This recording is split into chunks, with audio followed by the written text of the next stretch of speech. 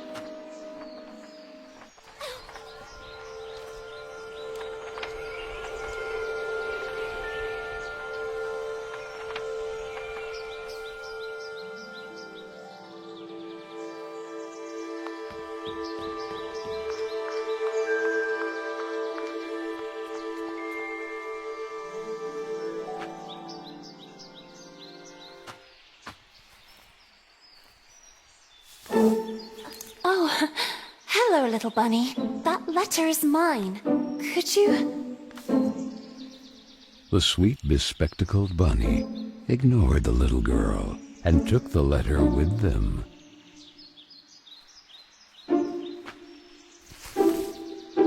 I beg you, would you be so kind as to give it back to me? The little girl began to get impatient.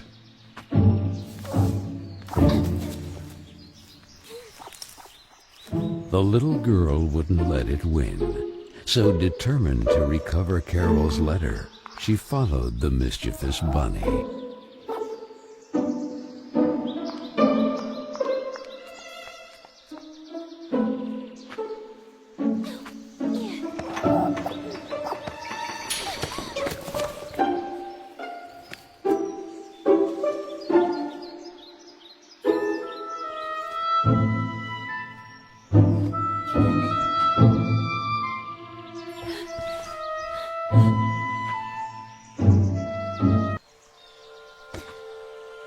What place is this?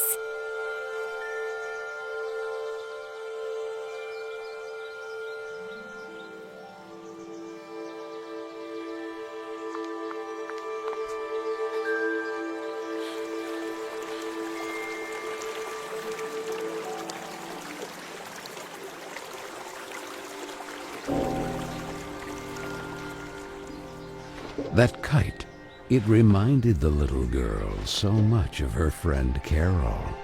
So free and graceful, yet tormented, as if by adverse currents, by the other girls at Bunny Hall. Oh, and who would you be? Have you perhaps seen a bespectacled bunny? Even the owl ignored her question and just stood there, staring at her, with those eyes, red like blood. But the little girl had no time to waste. She had to track down the bunny, and so she began to follow in its tracks.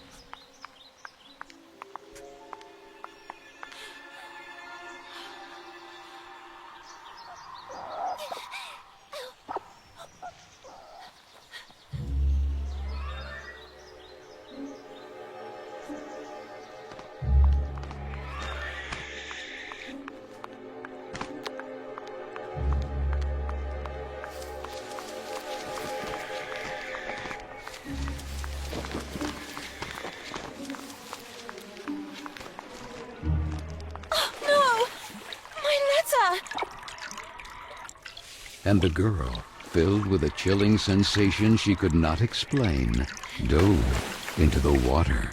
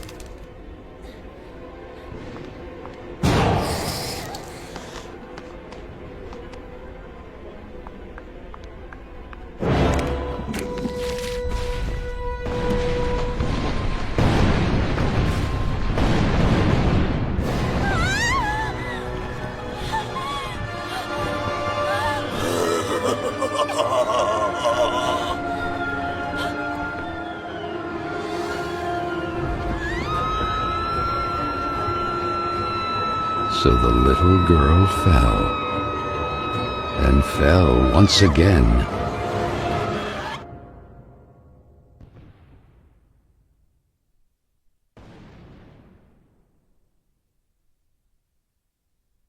And while the man with the tar hat stood grinning, her thoughts drifted to that mysterious figure in the window of Bunny Hall, who silently stood watching her as she was swallowed up in her abyss.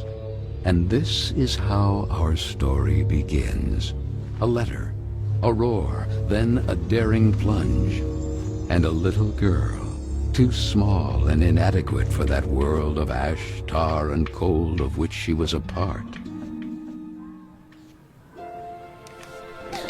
Miss Benton, I am pleased to note that my voice is so soft that it encourages restful sleep in class.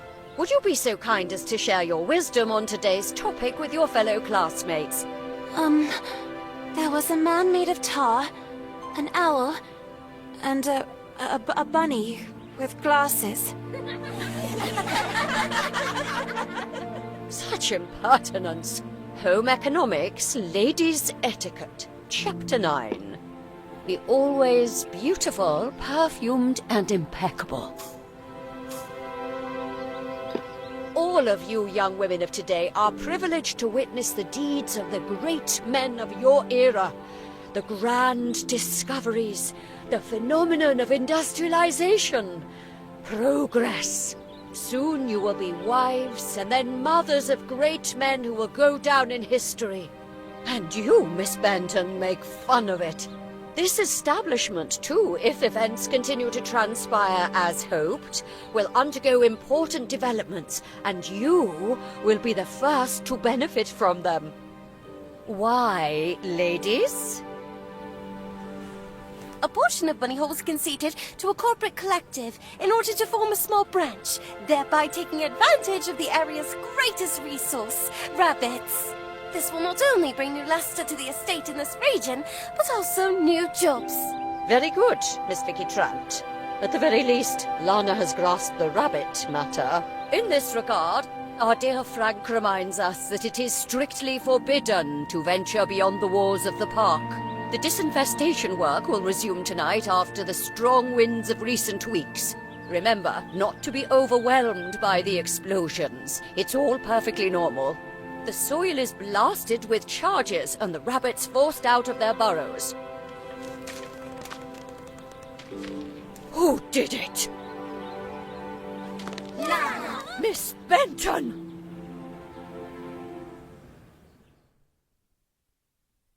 I'm weary of you, miss. Ungrateful, arrogant troublemaker. Why is it so difficult for you to behave like all the others?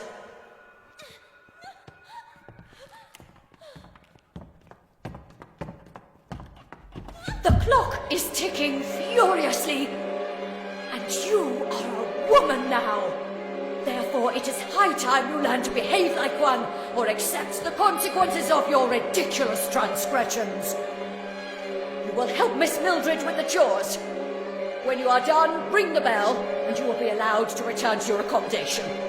But until then, don't even dream of leaving this place. This, for the little girl, was now the norm, targeted by Vicky and the other girls, or simply scolded by the matrons of Bunny Hall, like Miss Hinman and her nauseating perfume. She constantly repeated herself sadly, "No, I don't want to grow up. I don't want time to flow furiously anymore. It would have been so nice instead to be able to take it back to when Carole was still there."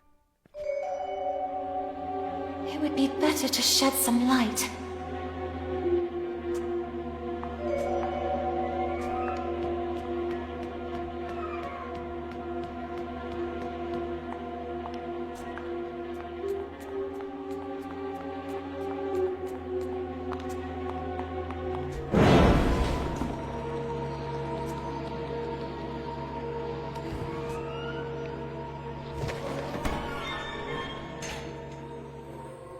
Where the heck did the broom go? it is. Better get to work.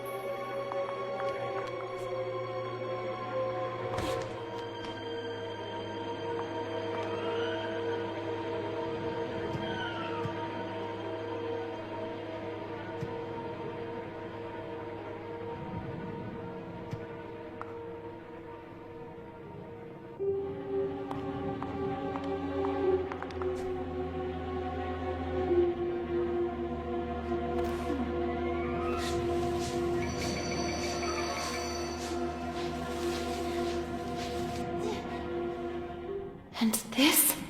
Where did this come from?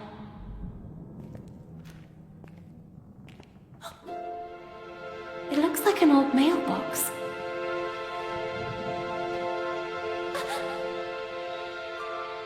Oh, maybe I'm still dreaming. Who is there?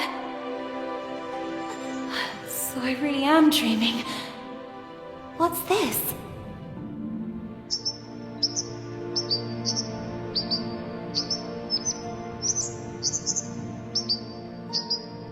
Carole?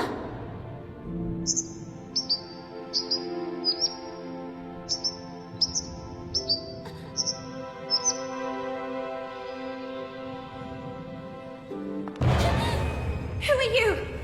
Stop!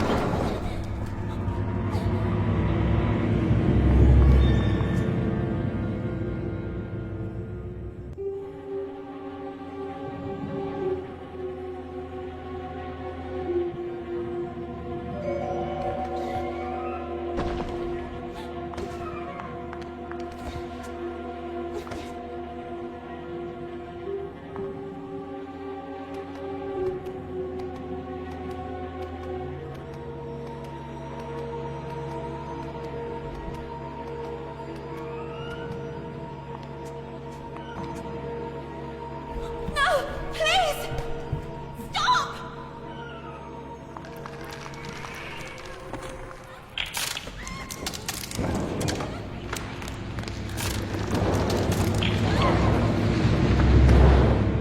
Strange things are happening down here. No! I won't stay here a moment longer!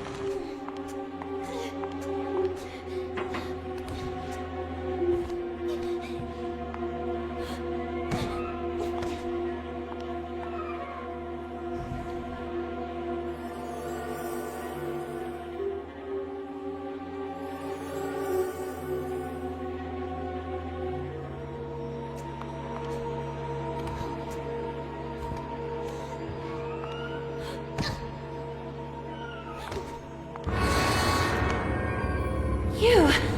I remember you. But in a dream. Or at least, I think it was a dream.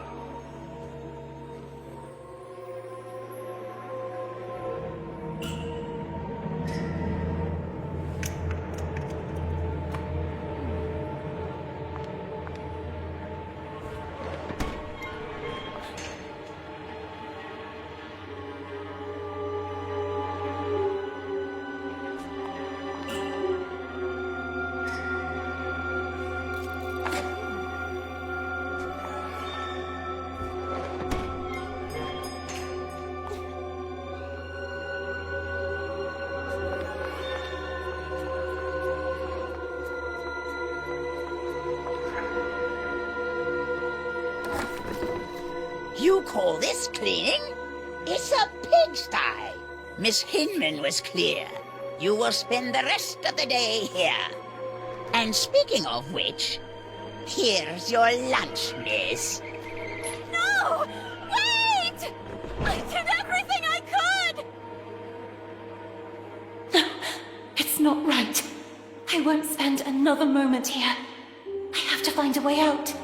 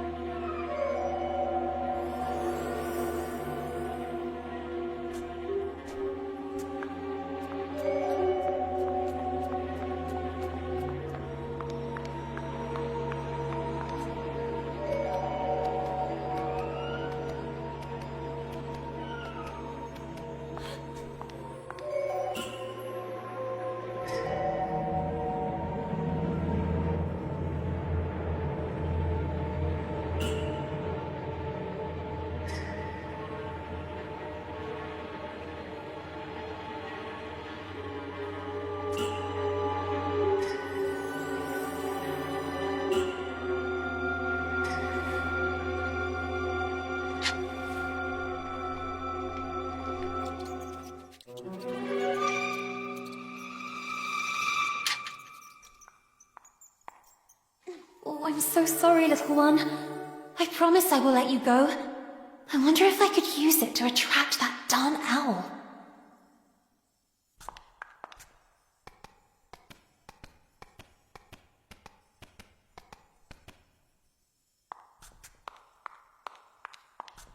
Hey, ugly owl! That's what you want, isn't it? Mouse porridge! This way! Come on!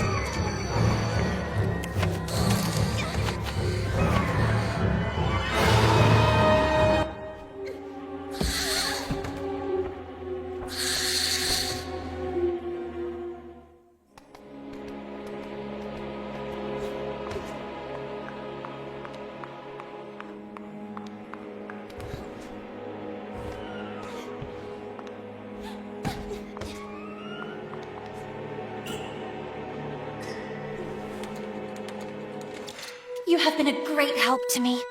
Go. You're free.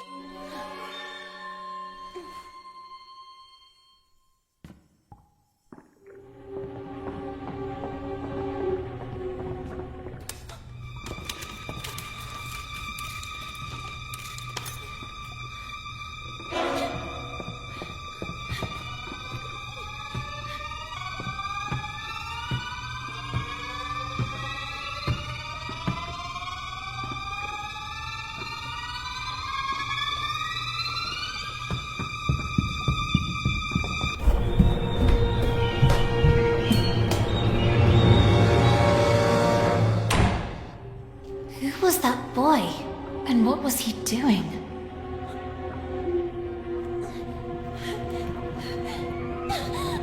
A letter! Carole Simmons. It's from Carole.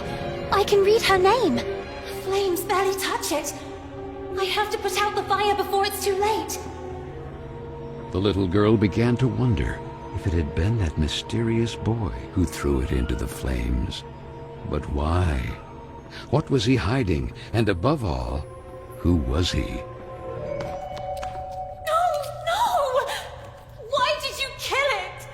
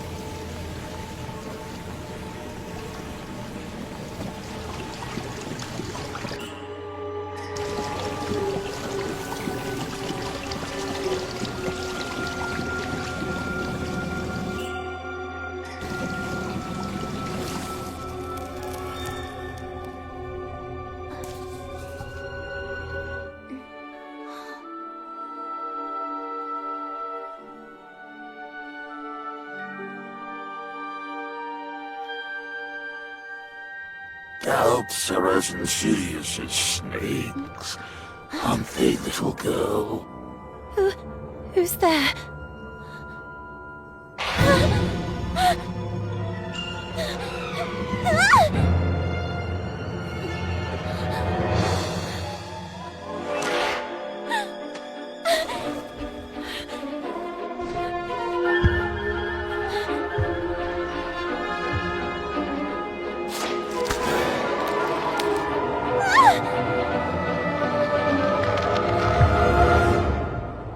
Princes have rotten the kingdom.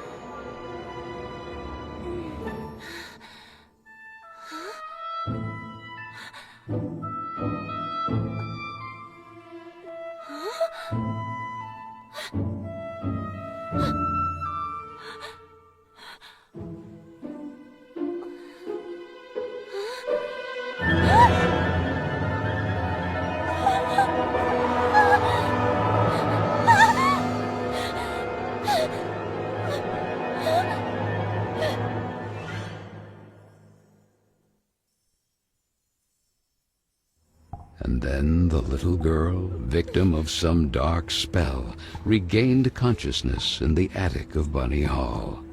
But this time it wasn't just a dream. And she was no longer human. Was it the work of that old man with the tar cylinder hat? Who was he? And why did he mean her such harm? Luckily, that nice gentleman in silver had rescued her. But what did all this have to do with her? And with Carole? Carole Simmons and that letter set on fire. Had she really run away? Then she looked around and remembered that place. The attic with the kitchen. All the girls were terrified of that place. But this time, Carole wouldn't be with her.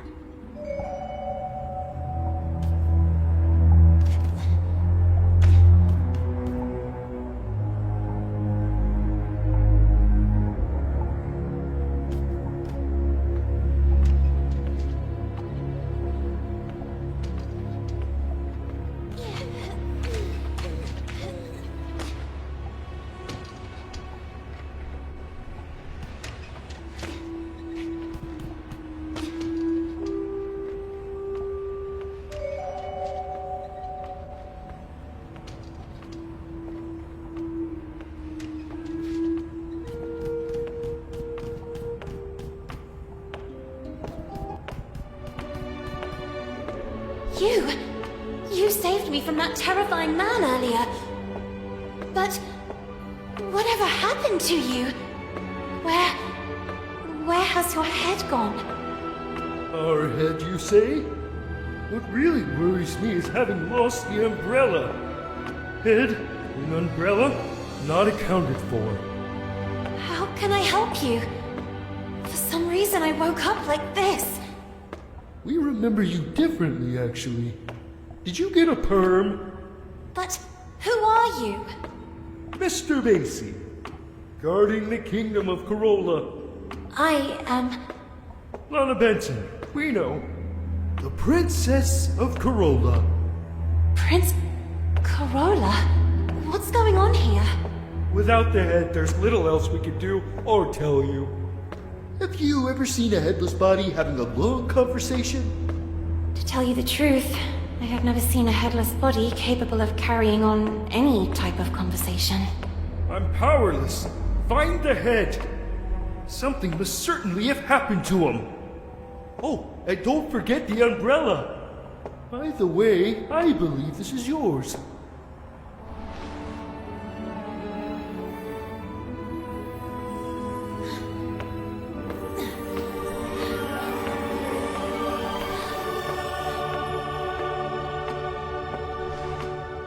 My ribbon!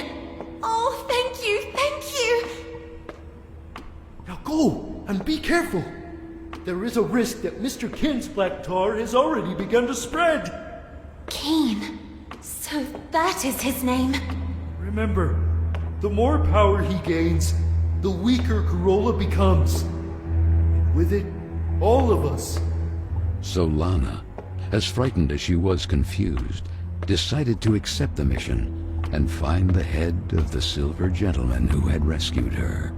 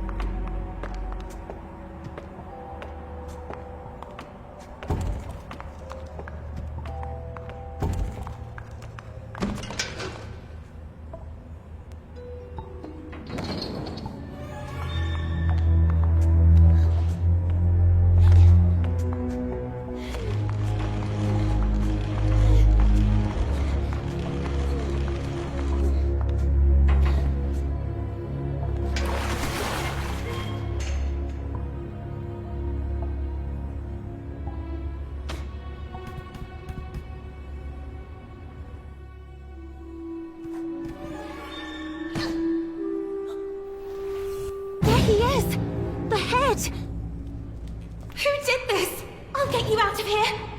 Dawn, it's locked. Miss Fisherin! Whatever happened to her?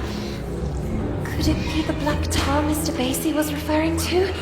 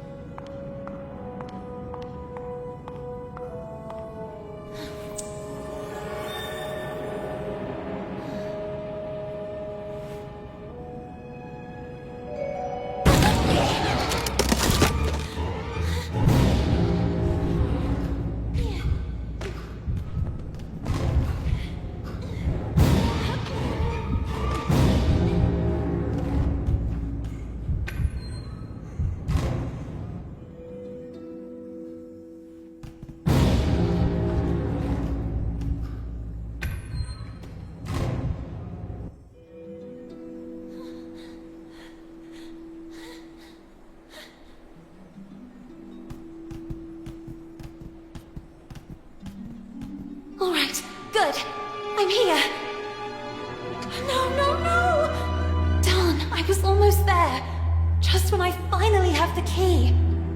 Where could he have ended up?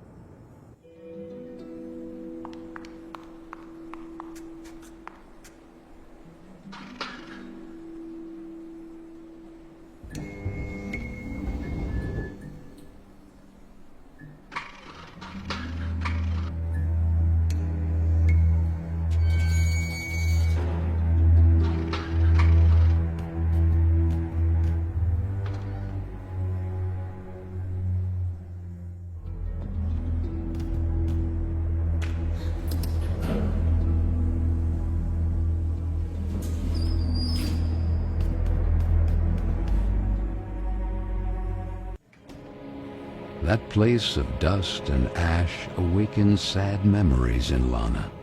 She and Carol grounded, old Mildred and her deafening, shrill voice. "The silver gentleman's umbrella," the little girl proclaimed.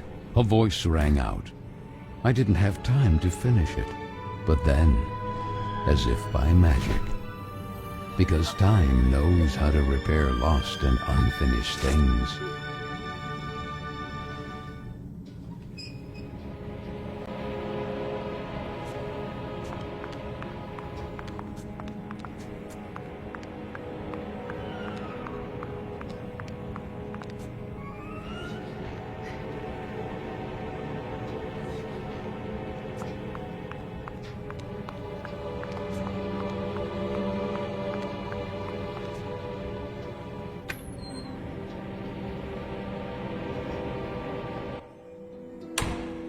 The head!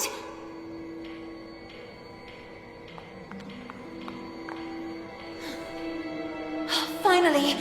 I'm sorry I took all this time. Oh, that horrible owl again! Oh, it has the letter! Quick, we have to do something!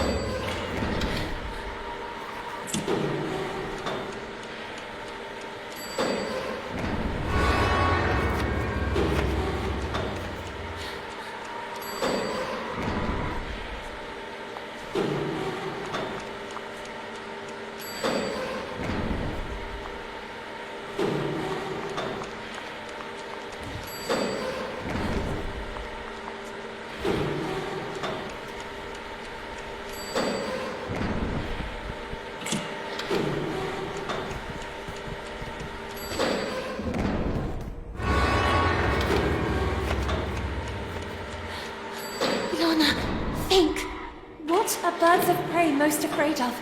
Fire! Who isn't afraid of fire?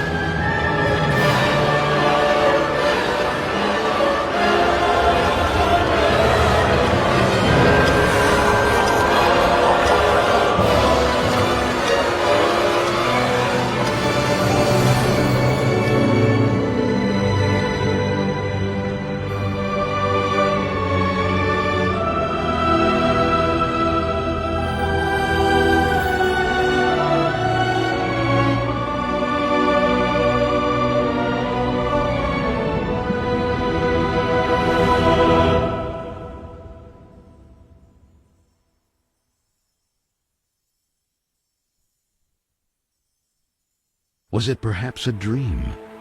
She and Carol together again, until the little girl opened her eyes.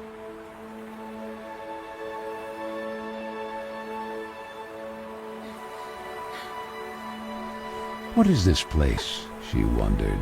It was certainly Carola. Even if the sails aren't hoisted, it doesn't mean the wind isn't already blowing. These words rang in her head. Carole? It's you, isn't it? The sweet bunny did not breathe. She stood there at the bow, contemplating that spectacular view. What happened to you? I need to know. Why did you leave me?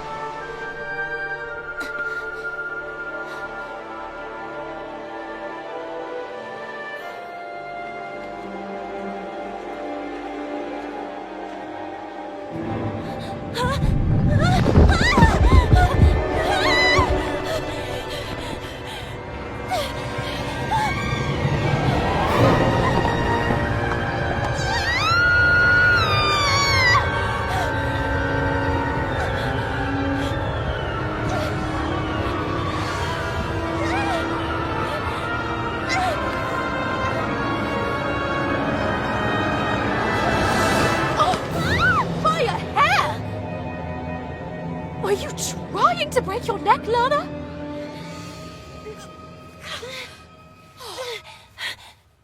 And what if Miss Hinman saw you? Hopping on a roof. What's in your head, girl? Don't tell me you were hiding from Vicky and the other girls again. If I catch them this time... Gah! The loving Josephine, the gentle Caroline, the A real angel to the little girl. It can't go on like this, Lana. With you crossing the rooftops trying to escape them? And frankly... Huh? Carol, where did this letter come from? You need to show it to Miss Hinman right now. Sweet French, I decided to leave this place once and for all. Tonight, precisely 5 before midnight. That will be my cue for... The rest is practically unreadable. With love, Carol S. Well, that would only confirm the other girl's suspicions about Miss Carol's potential elopement. But don't you understand, Miss Hinman? If that was the case, what would be the point of burning this letter? It's already been several weeks since Carol left. And then, that mysterious boy. Oh, Frank, right on time. Do you have any news about this mysterious boy? Seen anyone shady hanging around Bunny Hall? The man shook his head. That was Frank, the handyman. The girls were terrified of him. That sinister squeak of his prosthetic leg was the reason they used to call him the Rust Man. He was there, fiddling with a poker right where I found the letter. Then he put something in his pocket, but I didn't see exactly what. I had to hide. You are shocked, little girl. But I'm sure of what I saw. We'll look into it with a fresh perspective. Now, it will be better for you to go and get some rest. But Miss Hinman... Go, my dear. Listen to what she tells you. You will talk about it more later.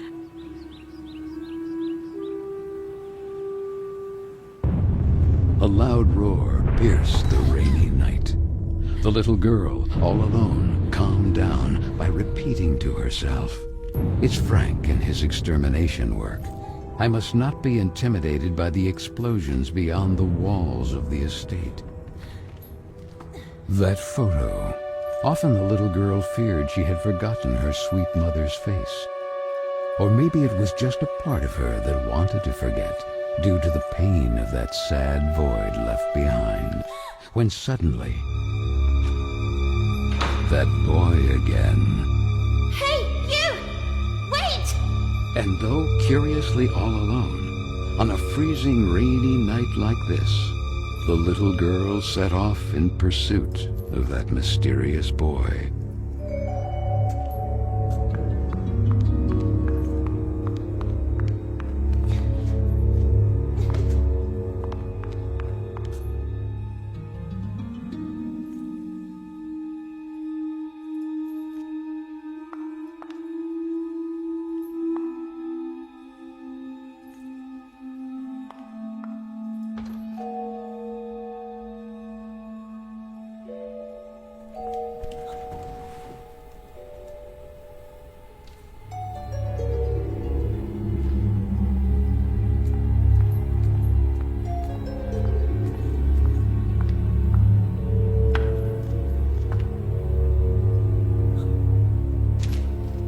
Sweet French, so the letter said.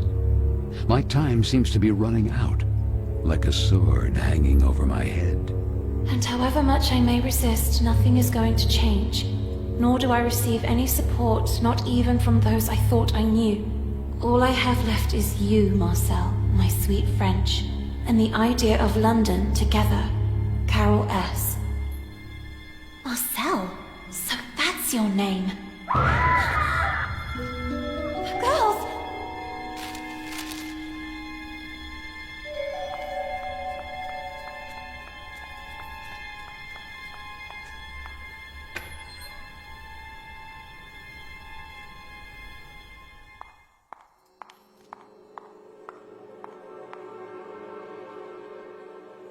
Vicky? Girls?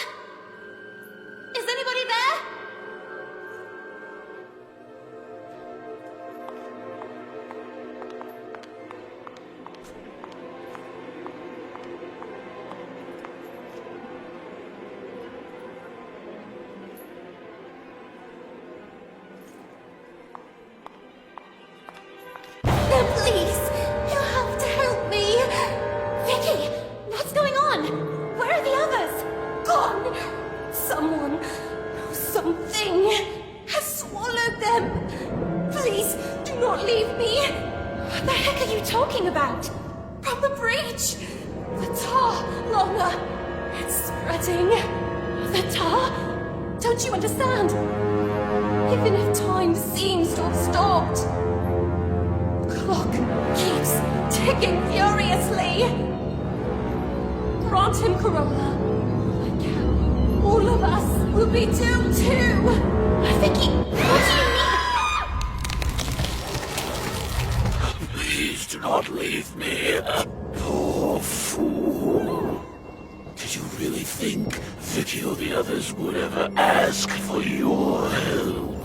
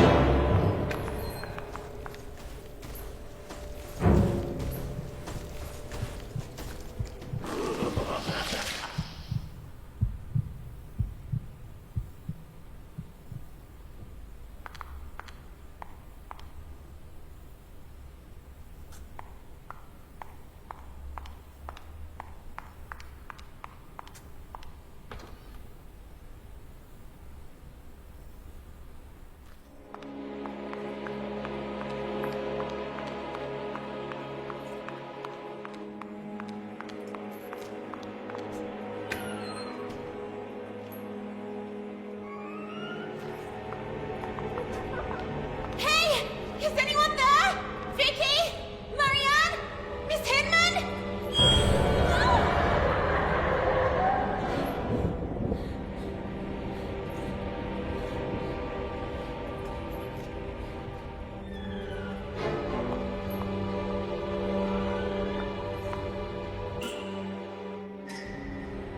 Is there anyone there? Come on, girls, this isn't funny! Tarn, it's secured by a big combination lock. A tile is missing.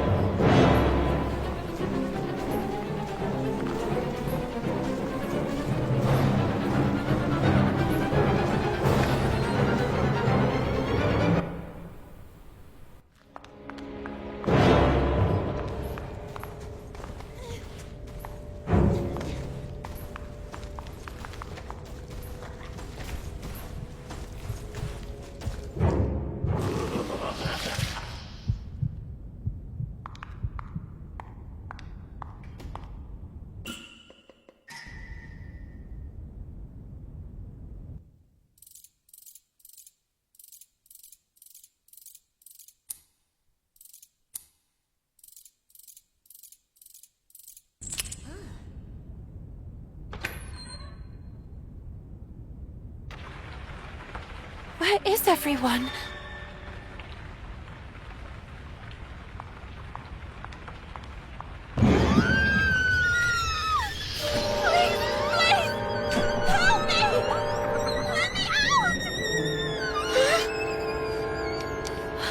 Carole? Oh, my friend. You don't run to hug your sweet Carol. Carole, but... What? Are you perhaps afraid of tripping and Getting killed? Oh, little girl. The foolish princess of the forgotten kingdom of Carole. No one understands you. No one who really listens to you. Just there to point out that you are weird, wrong, different. And now that Carole is gone too, all alone. Oh, it breaks my heart. Who are you? Who am I? They call me many things. Mr. Keen, Altar Cylinder, Horrible Oblivion, and then my favorite, the Corrupter of Worlds. From the breach, the tar begins to spread. And sooner or later, Corona will be mine too. And what do I have to do with all this? It was you who evoked me. You make time stand still. Me? Perhaps in a vain attempt to bring things back as they were. Let time stop then. May it stop forever. No. It's not possible. Yes, princess. You feel the time passes. You're terrified of growing up. Nonetheless, while the disappointment, the clock continues to tick furiously. And only I can stop it forever. Or even bring it back. And what do you want in return? Grant me Carole legitimately, and I will give you the gift you desire most of all. But the sooner you remember, the sooner you'll be able to make a decision. And who knows if it might not be your investigations. Carole, the French, the letters, the solution to this riddle. It will make you remember.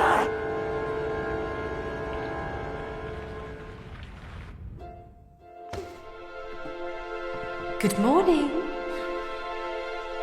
You don't plan to stay in bed all day, do you? It seems that Miss Hinman has an important announcement to make. Oh, I must have dozed off again. I can't remember. Maybe I was dreaming.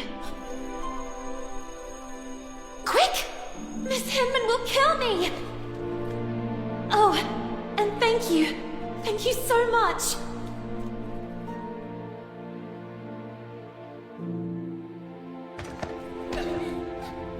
Oh, be careful!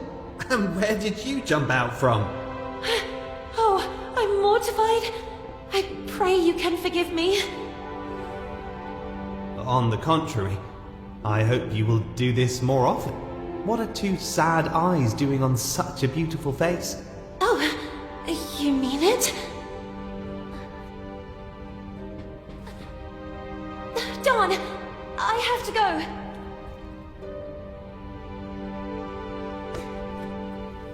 Sorry for the delay, Miss Hinman. It's about time. Well, now that Miss Benton has also honored us with her presence, it is my duty to introduce you to the newest guest of Bunny Hall, Miss Dudley. Please. Good morning, everyone. My name is Amanda. I come from a place not too far from here. Yes, from the pigsty. Oink oink. Oink, oink. Buck up, Miss Dudley. You can go to your seat. Manifesto for Women's Emancipation? No, please! That's mine! I beg you! It's because of rubbish like this that the world is falling apart. Women playing at being men.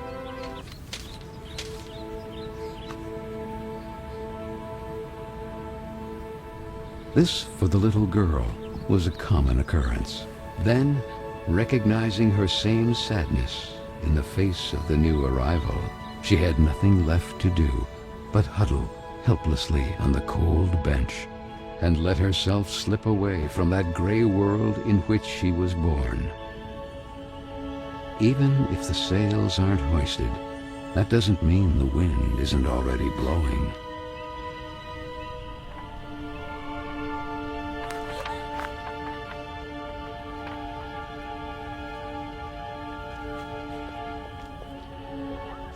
What do you think happened to her? To whom? Stupid. To Carole. Oh well, she was a troublemaker. Right! My father always said not to trust her kind. But her disappearance doesn't worry you even a little. What if it happened to one of us? She could be frolicking who knows where. We all knew what her plans were. Well, maybe something happened to her then. Or maybe someone chopped her into tiny little pieces. Who knows? Maybe Frank? Oh God. The Rust Man. That guy creeps me out. Yeah, I think he killed her. I mean, have you seen how he stares at all of us? Without ever taking a breath. Oh, and that continuous heck, heck, heck. Do you think he's a bloodthirsty girl killer? You're scaring me. I am the spirit of Carole Simmons. Lana told Miss Hinman that a guy secretly snuck into Bunny Hall. Who? That handsome lord standing outside the classroom? Stupid. You're stupid. Not that. Oh, he is so cute! And look who's there. Hey, where are you going all alone? Where are you running off to? We just want to talk to you. The little girl could only wonder who Vicky and the others had set out in pursuit of. And that letter. All she had to do was gather her courage and overcome that wall that stood between the estate and that forbidden territory.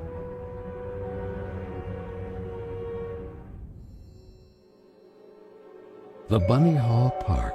It had been so long since they were last allowed to cross those walls because of the restructuring for the collective and the disinfestation work. The little girl struggled to recognize it.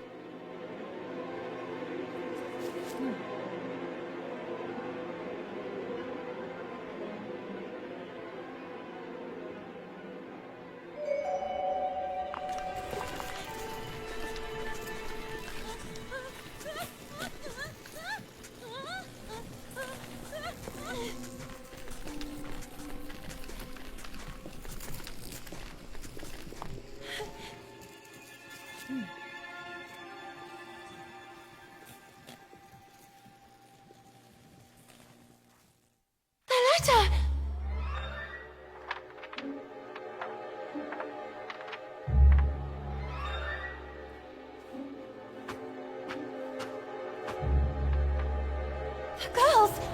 What are they doing up there? Where are they going?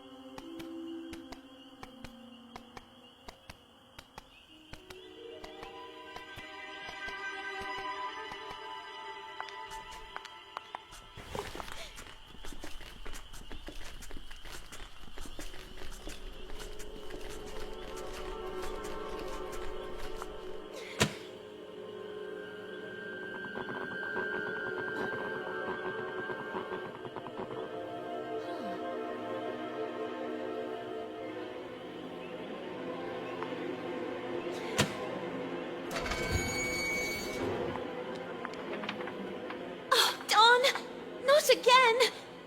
Oh, no! I have to find a way to go down there.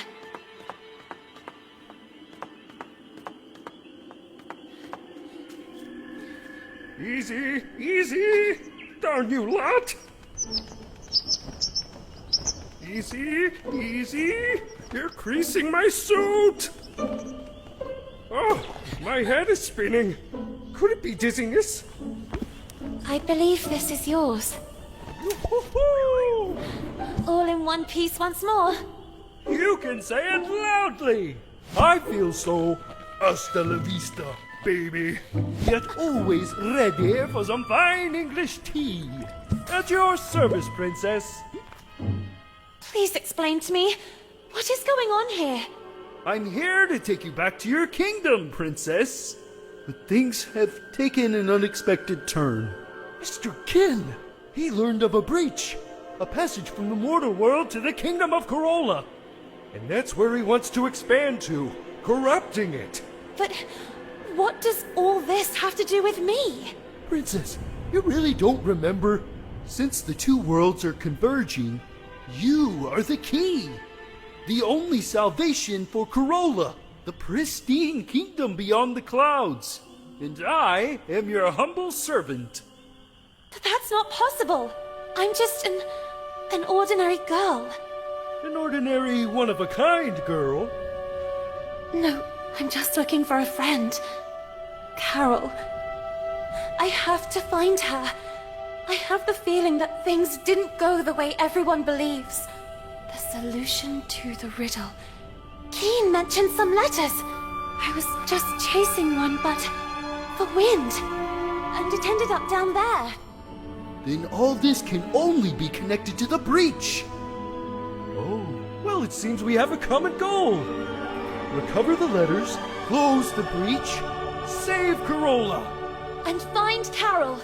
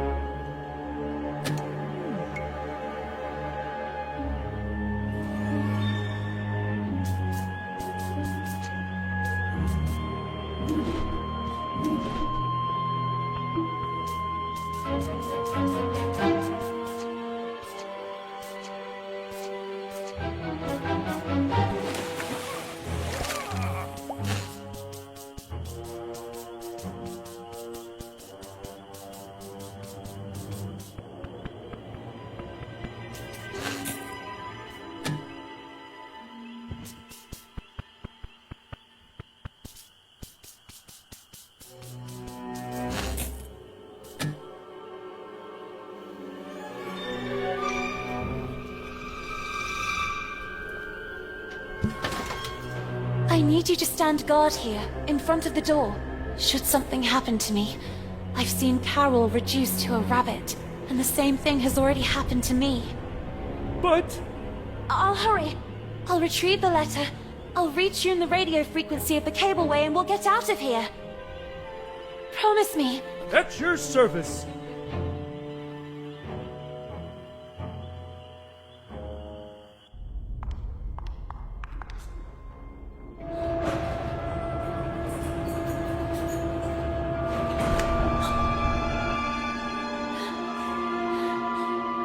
Hey! Everything fine down there? Princess?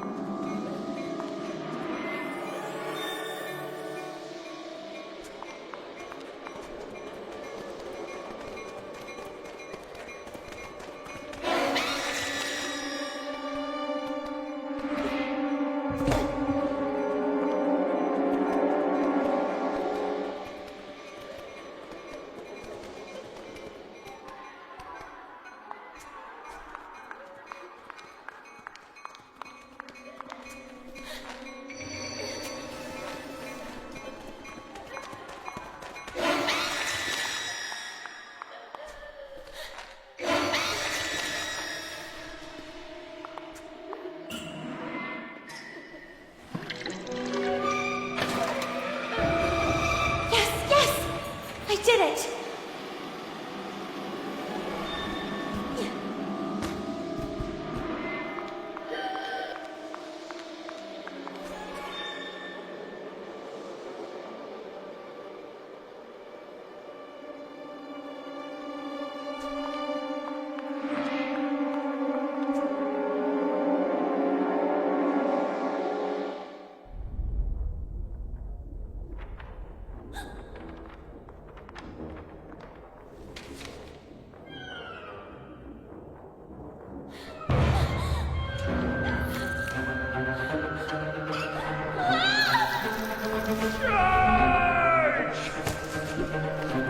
I recovered the letter, but...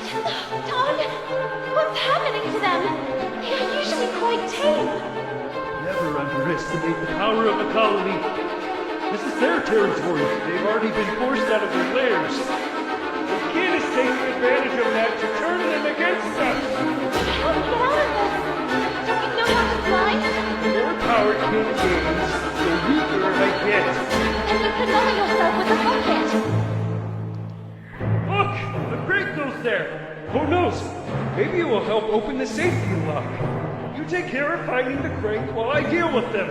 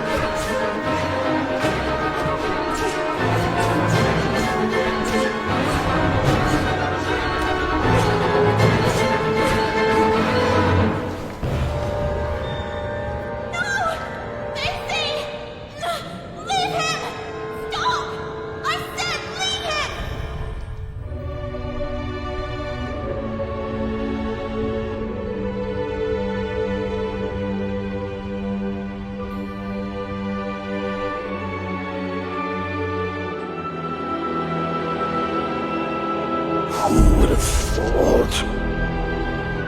We were wrong to underestimate the little girl. My dear Valenia, you, my darling, we must act now. The princess may have been able to stop time, but you will certainly be able to give it a taste of her unpredictable mutability. Go. Carole is one step away from becoming ours.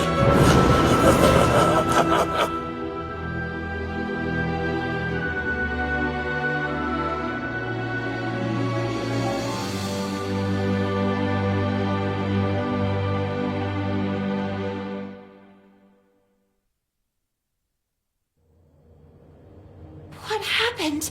What are we doing here? The little girl barely remembered what had happened, and the head couldn't give her an answer. There was no longer any trace of the rest of Basie. However, the little girl did not despair. She was confident that, as had already happened, the head would soon find its way back to rejoin the rest of the body.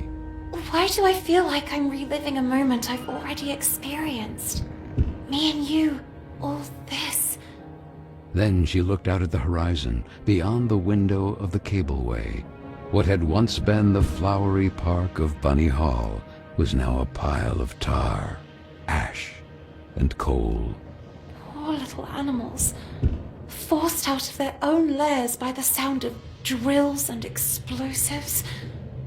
Carole, where are you, Carole? Then she remembered the letter. It was a page from Moby Dick. My sweet Carole, learning how closely you hold Melville's work to your heart, I offer you this page from Moby Dick.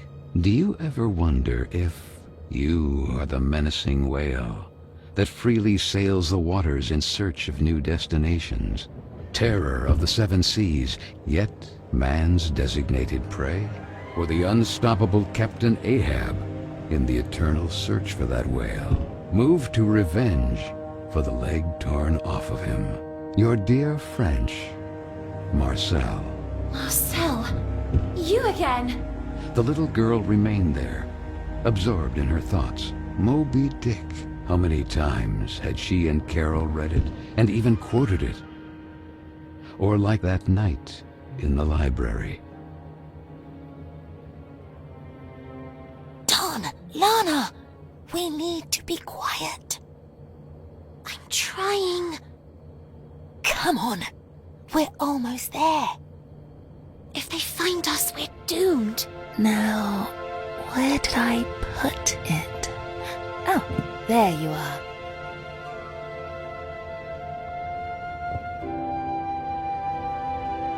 Moby Dick? Again? Aren't you tired of reading that yet?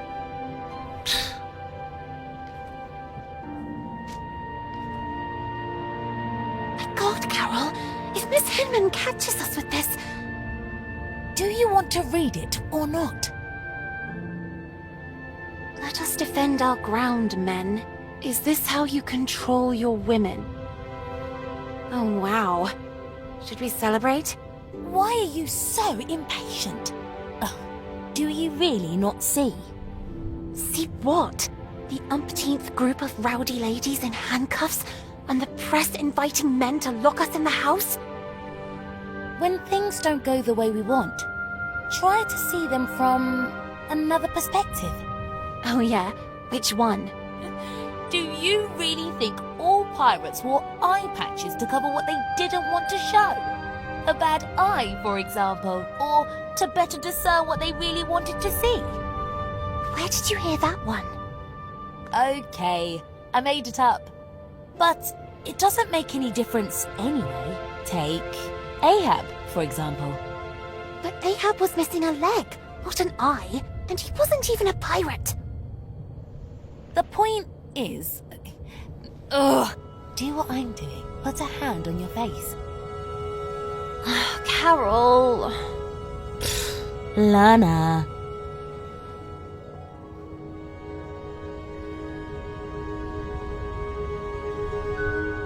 Now look.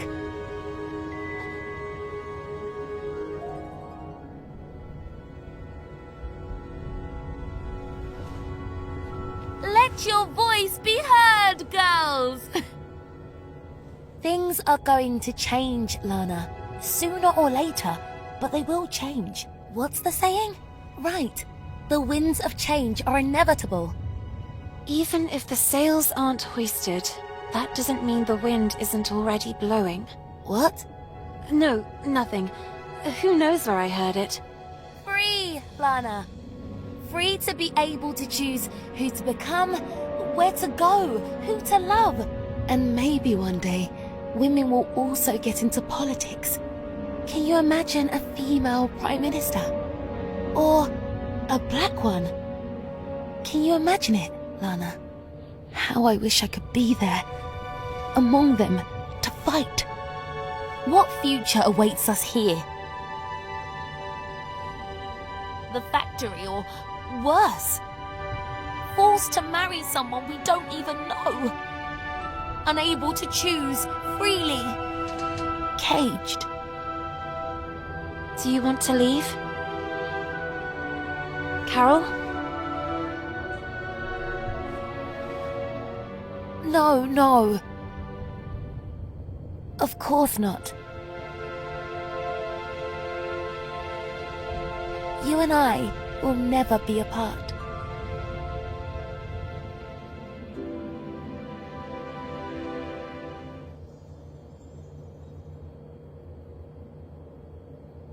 Basie? Head?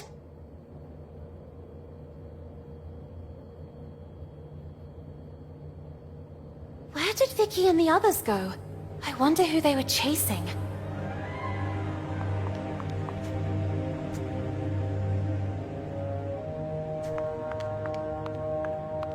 Stop! Where are you running off to? A new girl? Amanda?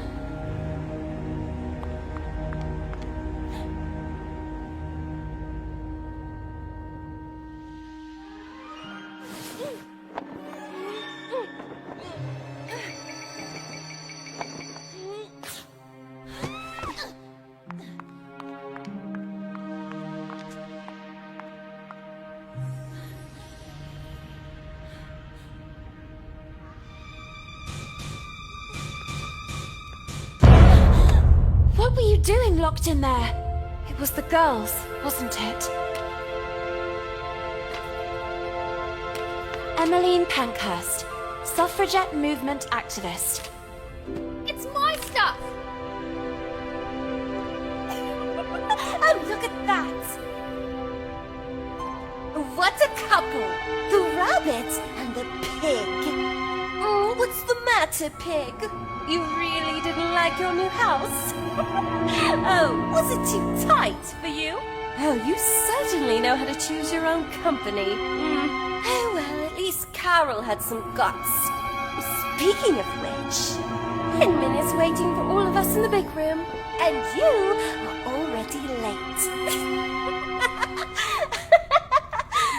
I already have enough problems of my own to take on yours too. It's better if you stay away from me.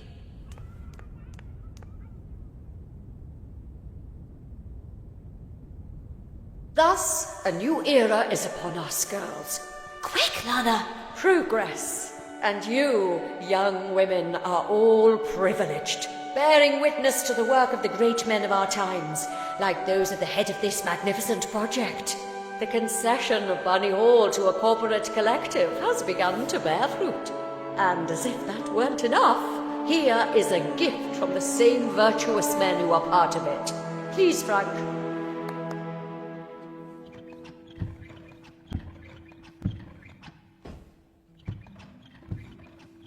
And what is it that young ladies today want more than anything else? If not to please a wealthy suitor by demonstrating the best, most graceful dance moves. And so it is with great honor that I invite you to welcome today's special guest, one of the main benefactors of Bunny Hall, Lord DeWitt. DeWitt. That was the name of the charming gentleman into whose arms the little girl had stumbled. At his nod, the girl blushed. Honored by your welcome. Time marches on, really, and today you are all becoming young women. It is in this regard that I have an exciting information to convey. Young scions of high society have learned of the splendid girls of marriageable age who reside at Bunny Hall. And this evening here, in this place, there will be a ball attended by nobles and royalty from all over the region. What a magnificent, magnificent opportunity! I think we need to get to work immediately. Let's see. Miss Benton, please get in position. Me? Don't make me lose my temper, young lady. You will be the first to practice with the ingenious gift given to us by Mr. DeWitt and the other gentlemen. I expect that by this evening you will have already become an expert dancer. Quick!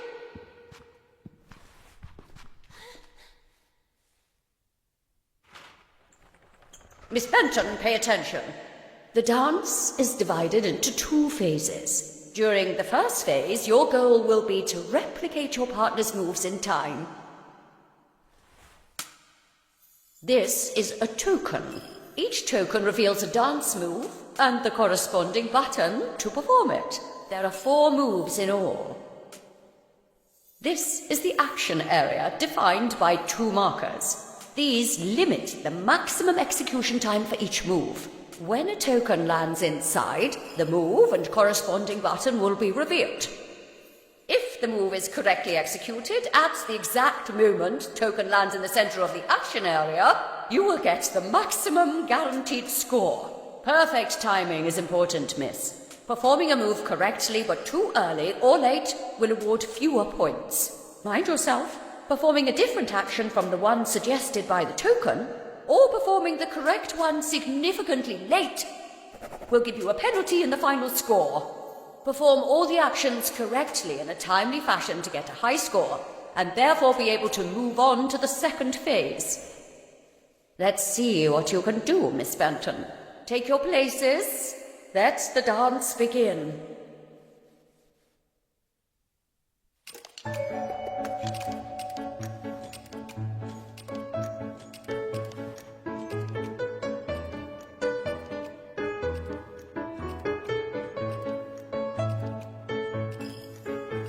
This one was easy.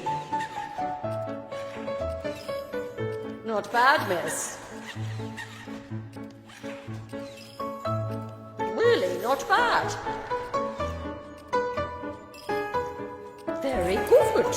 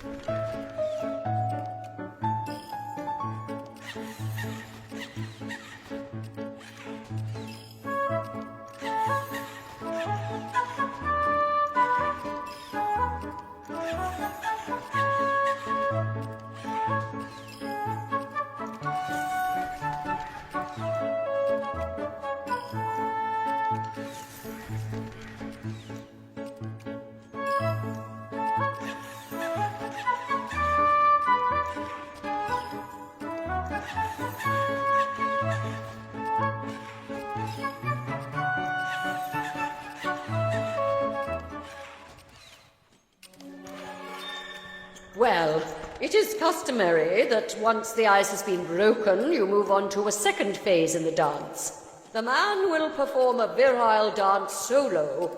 Be sure to memorize the moves and replicate them with grace. 2 new actions are added to the step, the sauté, the pirouette to the left and to the right. The réveillé. And the twirl. Take your places. Go.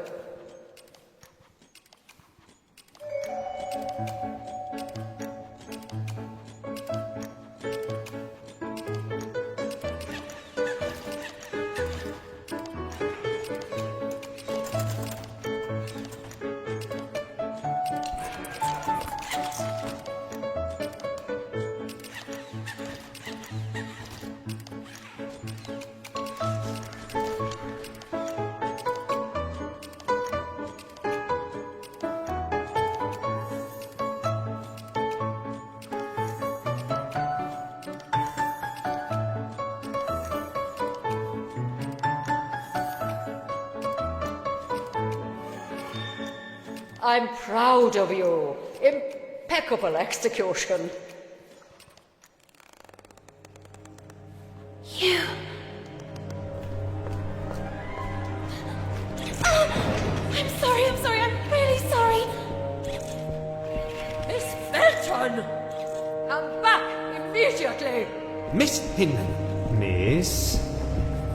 I beg you, aren't you being a little too harsh on her? It's clear she doesn't exactly correspond to your ideal of a young woman. However, there is potential in that girl, and it's up to you as her tutor to know how to guide her. Where did she go? The tender child asked herself. So, armed with courage, she ran towards that curious girl.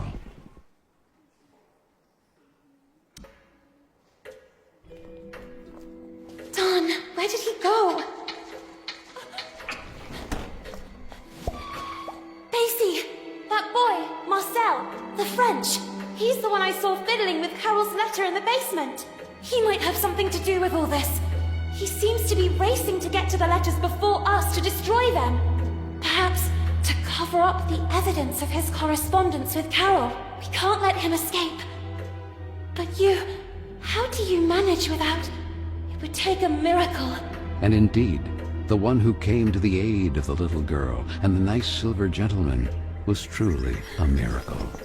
Was it the work of a guardian angel, or of some magical deity who assisted them from the kingdom of Carole? She couldn't answer her own question, yet the little girl was so grateful to them. Quick, let's get to work.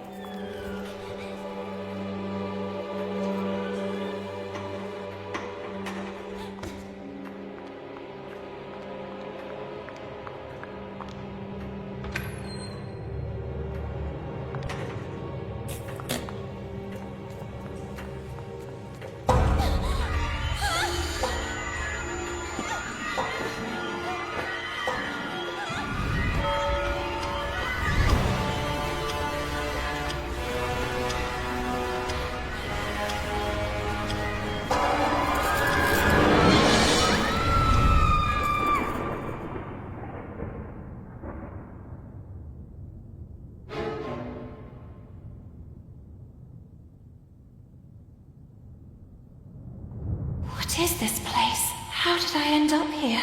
To the little girl, it seemed like a distant era, not yet lived. A strange quirk of time, a time with the stench of black tar and the smoking color of ash.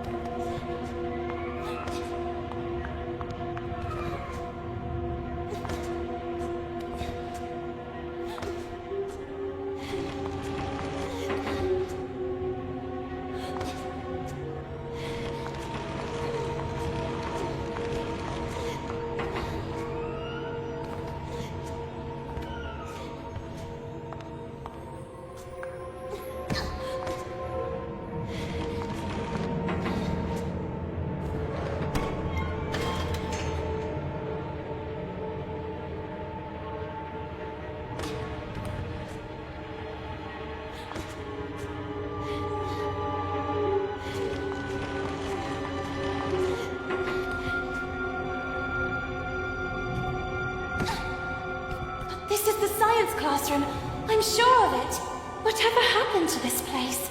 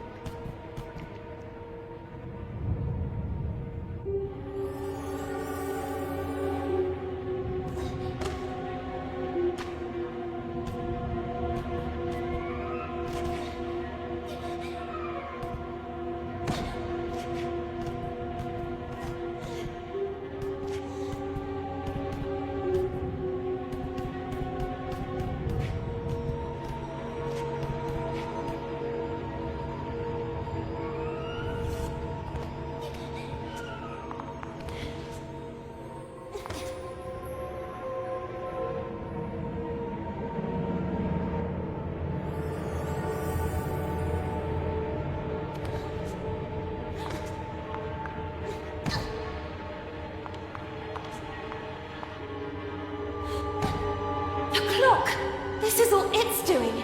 It's as if it sent me to a distant era.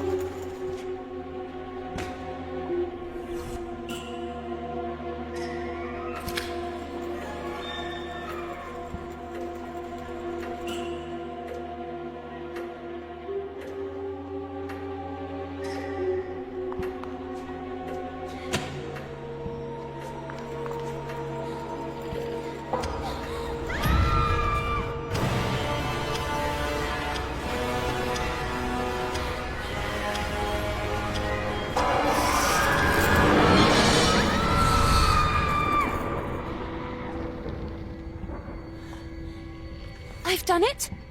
Yes, I did it! But wait a minute. The little girl didn't know how to explain it, but she immediately realized that this couldn't be her time, but a distant era already lived. A strange quirk of time. The place had yellowed breath, like inked paper, and the dark color of virgin leather.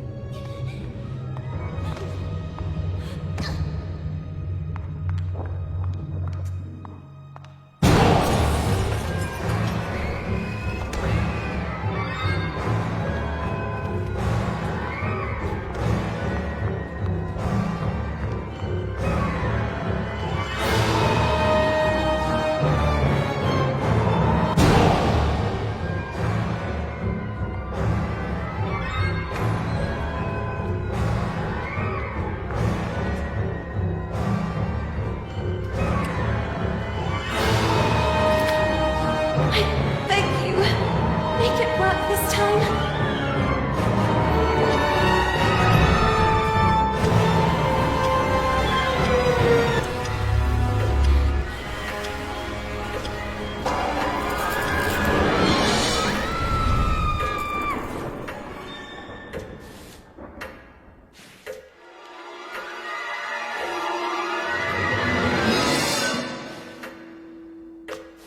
But that's Miss Fisheran's test. She wasn't lying. It really had been hidden from her. And so the little girl learned that, like her, Miss Fisherin had once been young too, and who, just like her, had suffered the abuse of mocking peers. Quick, the ladder!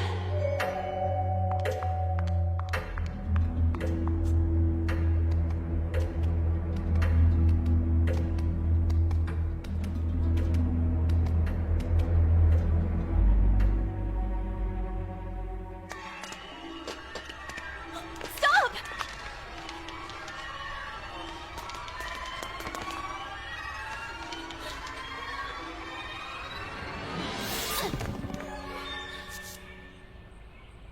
You? What are you doing here? Little girl, you really like playing with time, don't you? All I see is two useless, weak rodents with their tails between their legs. No, please! Rabbits, you are just rabbits. This is not your brain.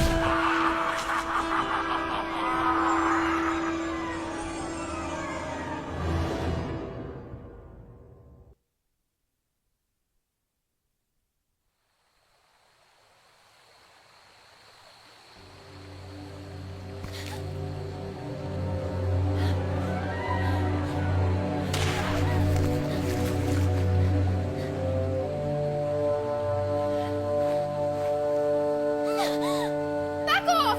Stay away from me! Don't come any closer! Amanda? Is that you? And who the heck are you? Lorna? What happened to you? Why are you... Why do you have... Where's your... We are small and covered in soft fur. What is this witchcraft? And where's my book? Darn! My book!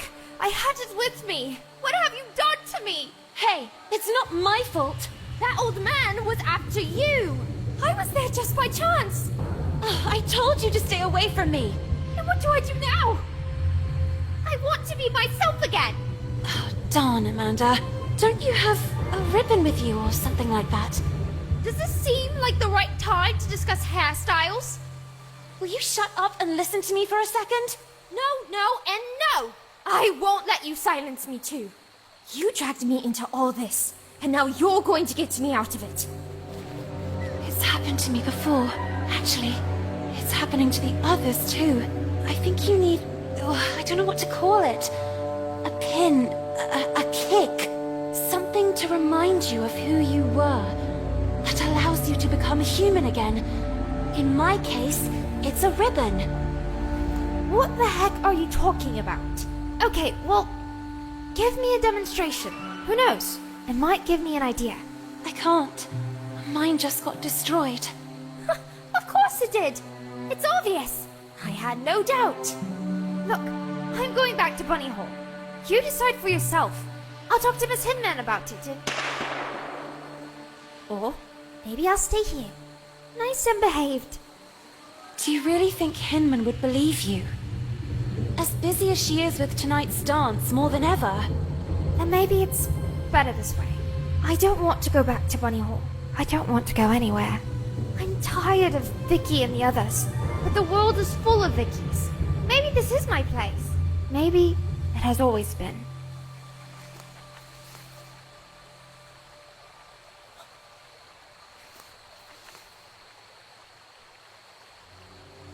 And this... Where did you find it? I grabbed her by the hair. I realized it was important. I remember that day. Miss Hinman organized a reading workshop. Guests from outside even came. Carole chose a passage from Moby Dick. But don't you understand? It all started when Carole disappeared. And now, who would this Carole be? It was at that precise moment that the breach must have opened. I knew the letters or this photo would give us the answers. It's as if Carole wanted to send us a signal. I'm starting to not follow you. He is the answer. The tear in the photo?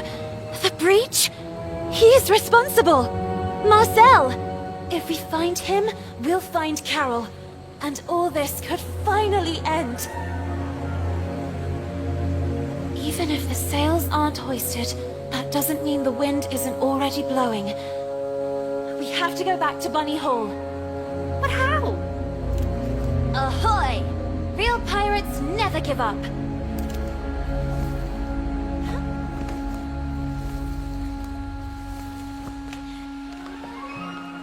The felled tree, the signs of exploded mines.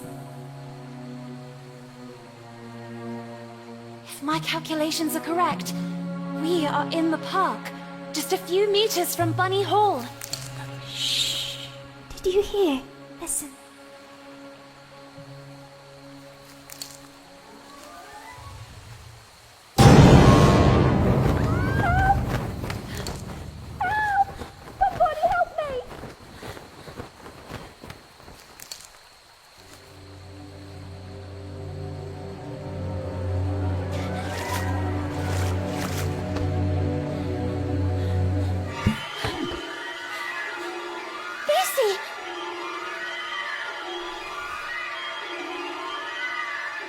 Where did you end up?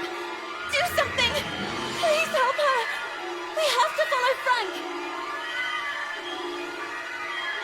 Let's keep our distance.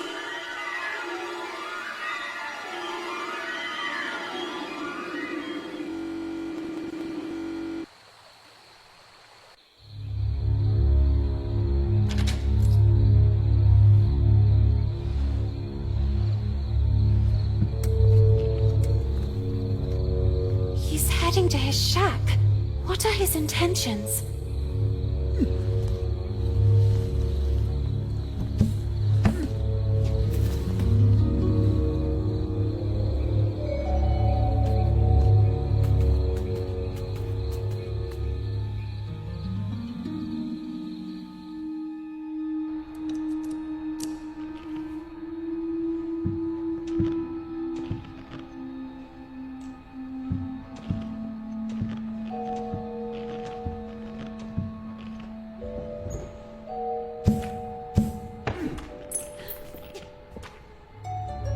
Shh! Ton! What's that?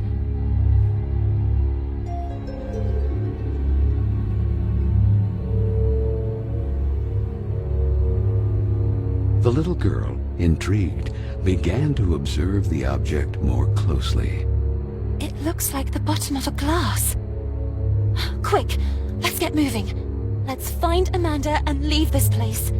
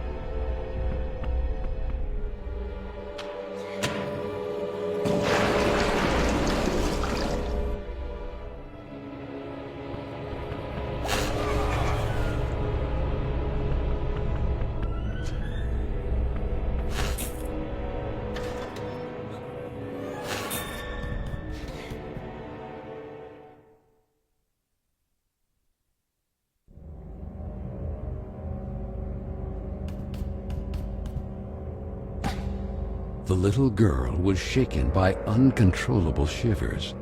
What was that place?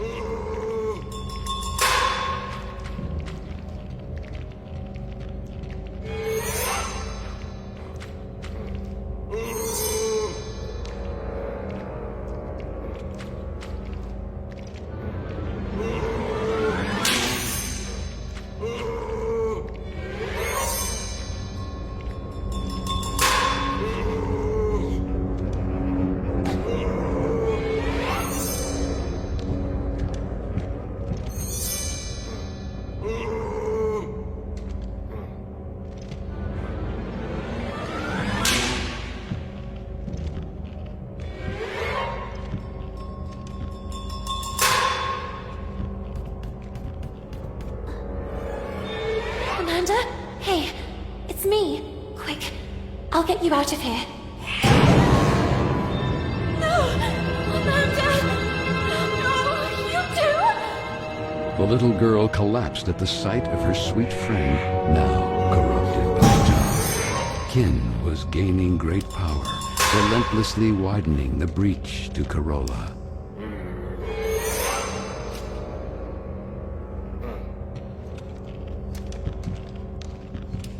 You! Oh, I beg you! Do something! Help her! None.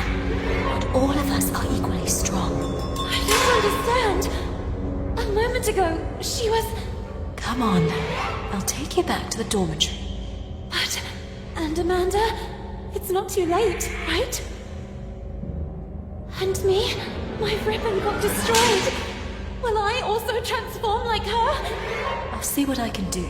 Come on now. We better go.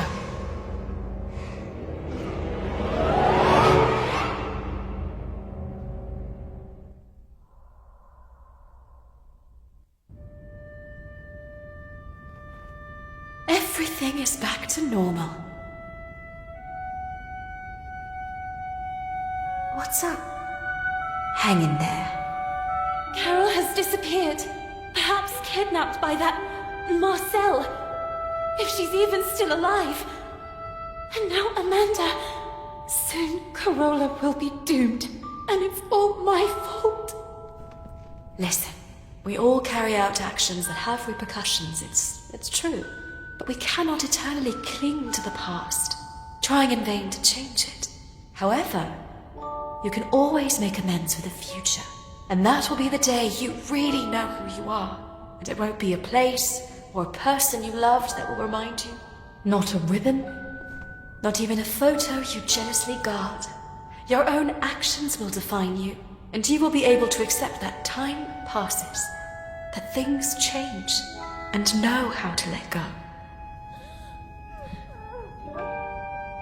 Know how to let go.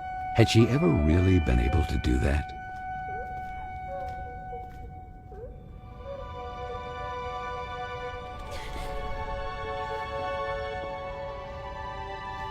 What's this?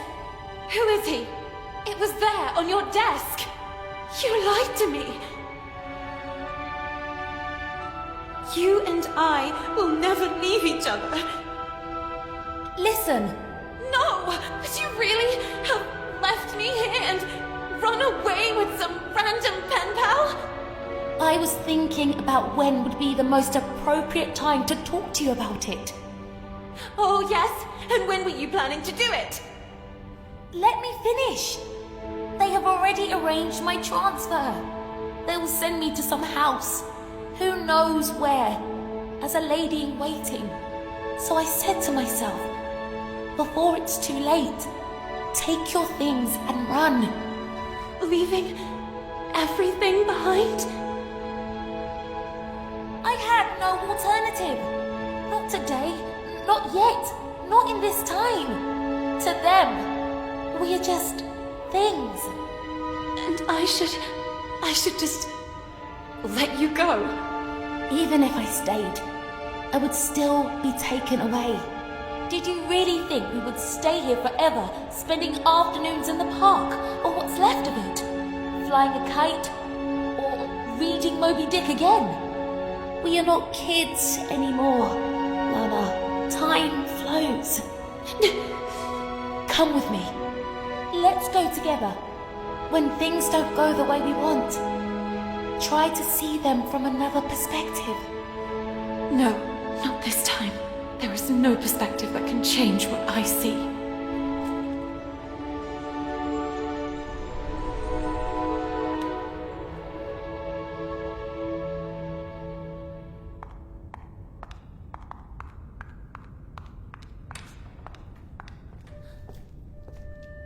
Miss Benton, this is for tonight's ball.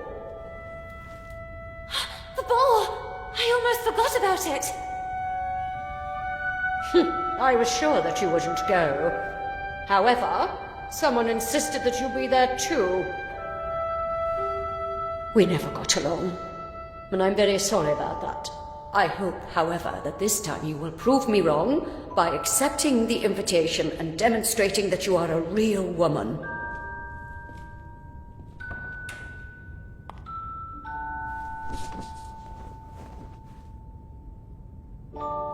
Lord DeWitt. You don't really want to go there, do you? Maybe Hinman is right. It's time I acted like a real lady. Oh, yes. And maybe you too will start bathing in perfume like that one. Real. You are real when you are the faithful reflection of your own desires. And this is not what you really want. Since when do I have the right to fulfill my true desires? To decide for myself? What about everything else? Amanda? Carole? It's good that I'm learning to let go. And Carola? Look at me! What can a little girl do all alone? I have to let time take its course again. I am not the person you will need. I am not a princess of any kingdom. Carola is not my home. This is my place, and Keen has already won. So, you have decided not to return? I thought you were unique. Instead, you're exactly like the others.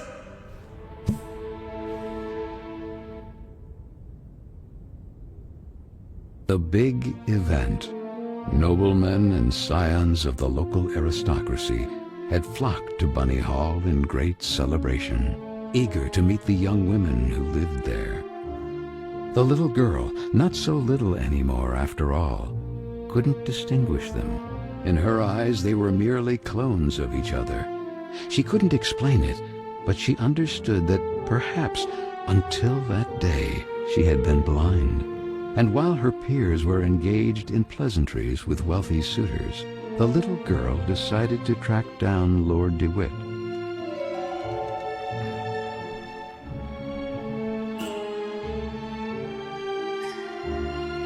Miss, you certainly wouldn't want me to serve you a drink. In any case, drinks are for the exclusive use of players in possession of chips.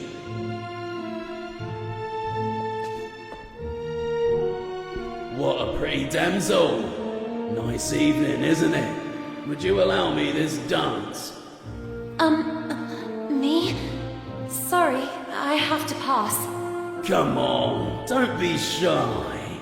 No, it's just... I'm looking for my knight. Don't concern yourself too much, miss. Your knight can only be in the VIP lounge or gambling his title at the gaming table. So he certainly wouldn't be upset if I steal you just long enough for a dance. Let's do this way. If you prove to me that you're up to it, I'll let you pass. Otherwise, you will owe me another dance. Okay. Shall we? Let's get the dance rolling.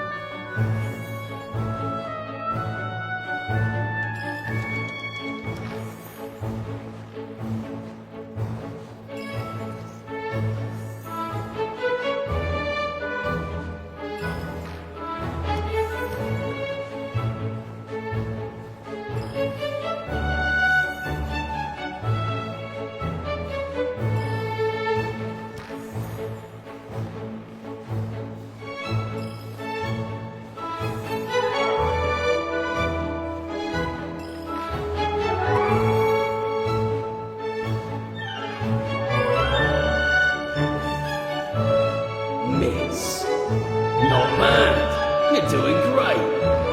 But I was too kind to you. Let's see if it was just luck.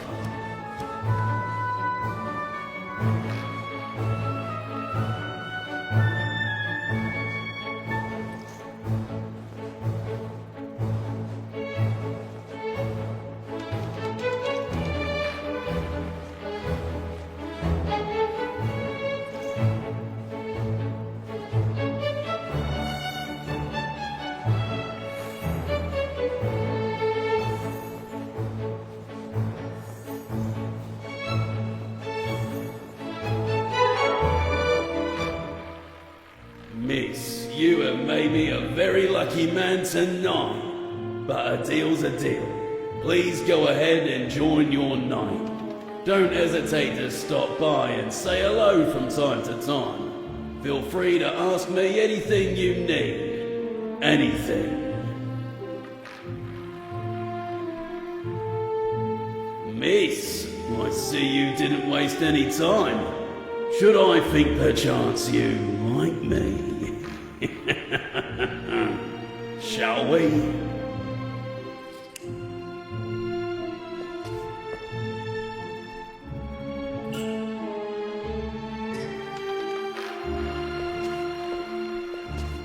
Miss, please give me a number immediately. Who knows? You might bring good luck. 32 red. Les jours sont faits. Rien ne va plus.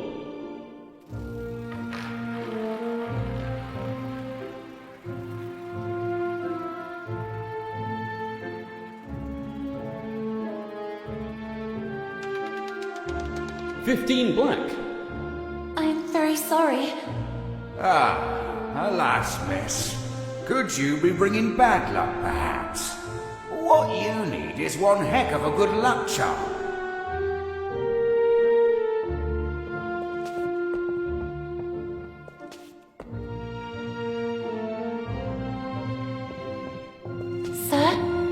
Sir, is everything okay? The gentleman in red did not answer her. Then the little girl noticed that a brass key was protruding from the man's pocket.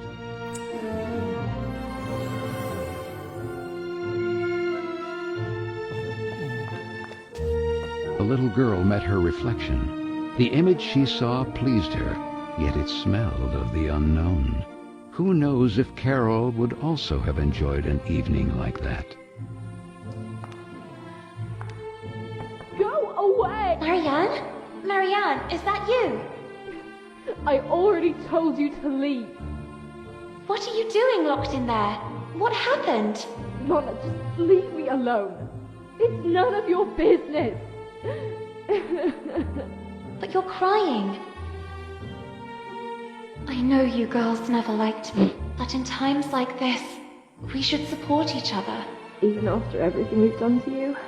We don't have to be friends. For now, you can just let off steam. Then you can start calling me a rabbit or a weirdo again. Actually, it's not true that I never liked you. It's just that the others don't like you. And when you're part of a group, the others expect you to act in unison. But I don't know if I'm like that. If I feel like them. I would like to make a difference. Yet I fear being marginalized. Like tonight. That slimy scoundrel. I hope he's still out there rotting. What happened? From a ridiculous briefcase, he took out a toy mouse. I think he wanted to take advantage of the opportunity to look under my skirt. I kicked that mouse so hard it must have gone down the drain. And then, to get him away from me, I gave him Hinman's tranquilizers. I know that not all men are the same. There are some good ones too. But then why do they expect all of us to be the same?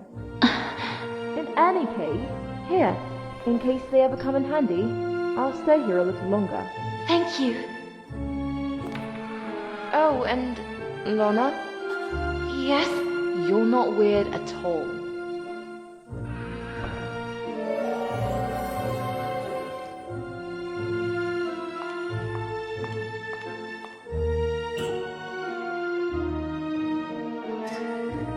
It's really true. At the bottom of the drain is a toy mouse. I would need something for leverage to get it out of there.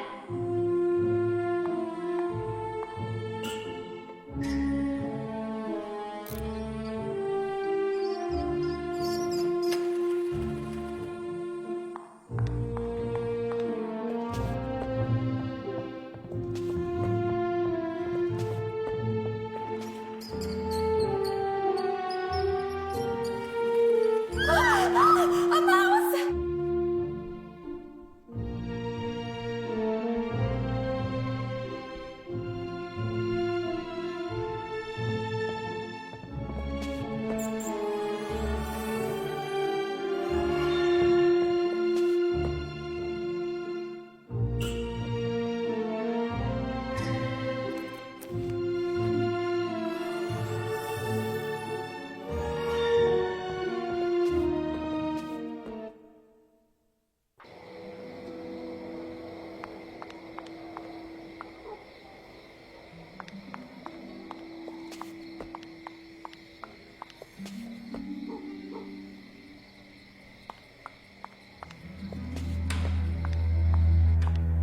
Fisherin!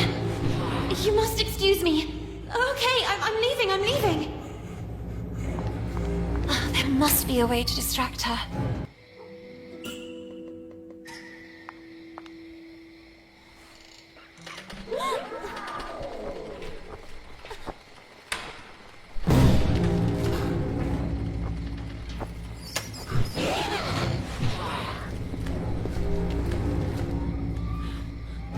All clear.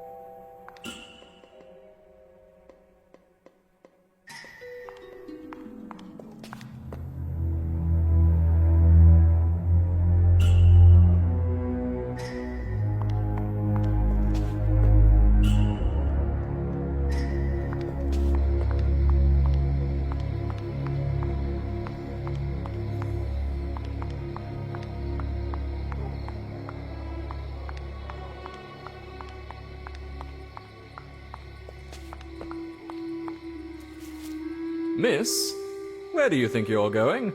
Well, I was looking for my knight of this evening, Lord DeWitt. That scoundrel DeWitt. He will certainly be in the VIP lounge. But, well, do you see this? Access is only permitted to holders of this pass, and I happen to be one of the few to have it. Do you want to know why, miss? I'm surprised you didn't get there on your own. Are you perhaps a little dumb? I'm a great seducer, among the most renowned in the country.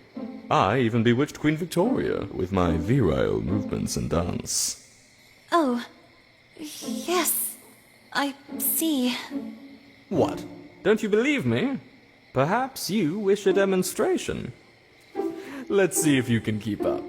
Get in position, miss.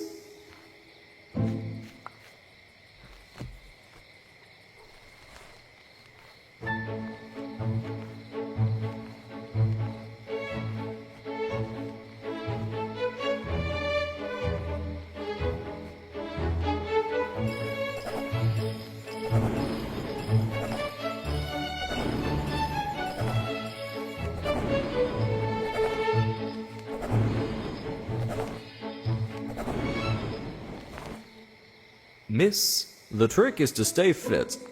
I don't drink that concoction of punch that others ingest. I always dilute everything with juice filled with vitamin C. And a nice slice of lemon. Now, go get me something to drink. Unless you want me to humiliate you for the umpteenth time. Oh, darn. VIP lounge pass. There must be a way to get hold of it.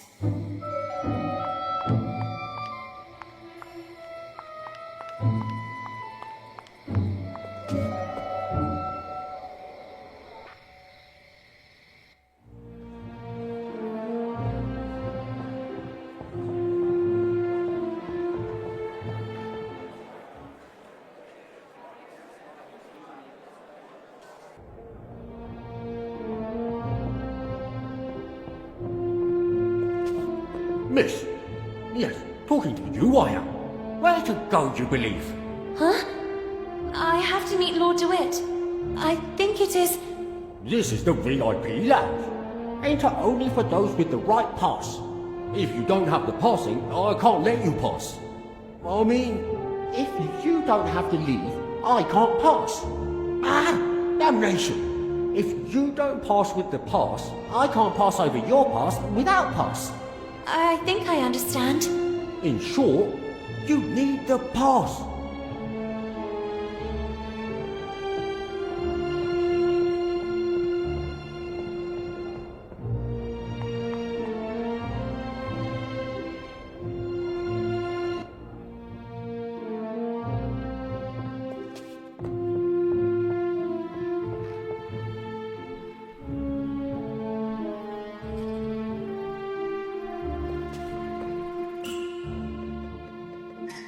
Miss, please give me a number immediately. Who knows? You might bring good luck. 5 red. Les jours sont faits. Rien ne va plus.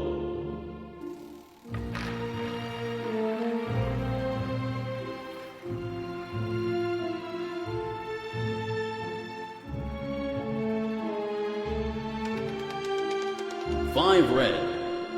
Yes, miss. You are one lucky girl. Please take them. You deserve them.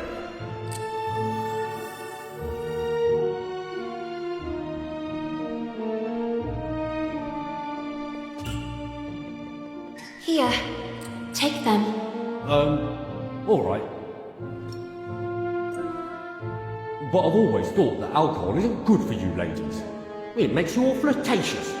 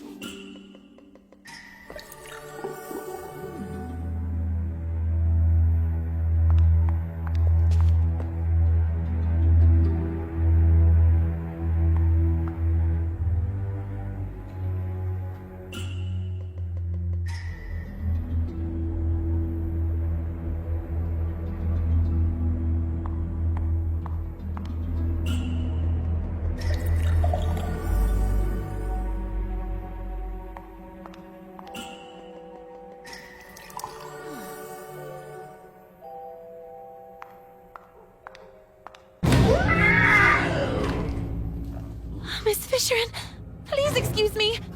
You must forgive me. I must have gotten lost and... My science test assignment. The little girl seemed to really hear for the first time the voice of the gruff Miss Fisherin. I worked on it all night at the library.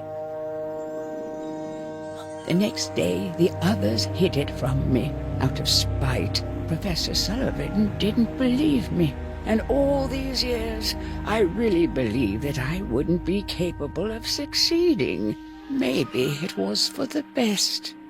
Maybe I wouldn't have been up to it. I could never accept yet another failure.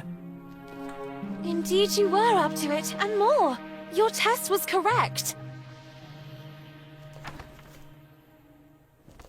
For all these years, I chose to identify with what others saw of me. I preferred to believe myself inadequate, rather than accept the risk of another failure. Don't make the same mistake as I, Lana. Don't be what others expect of you. or how others describe you. You are authentic when you are the faithful reflection of your own desires. And so it was, in fact, that for the first time the little girl saw Miss Fisherin as she really was, like Nora Fisherin, and no longer like the furious creature that lived in the gloomy attic of Bunny Hall. Thanks, Lorna. Thank you very much. What she had seen made her think, and the little girl's thoughts drifted to the sweet Amanda. And perhaps, just like for Miss Fisherin, the last word had not yet been written.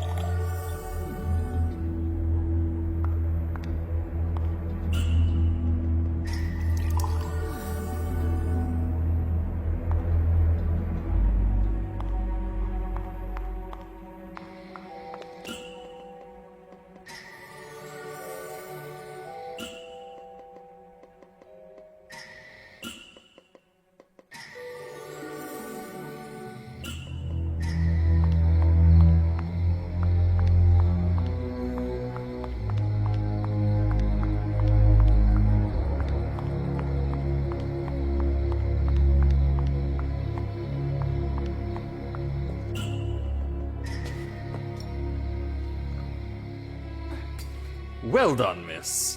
I really needed that. I have never felt so strong. I'm charged like a lion. I think it's time for a dance. And this time, I won't be very forgiving.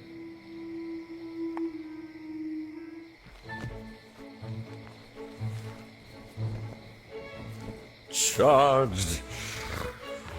Like...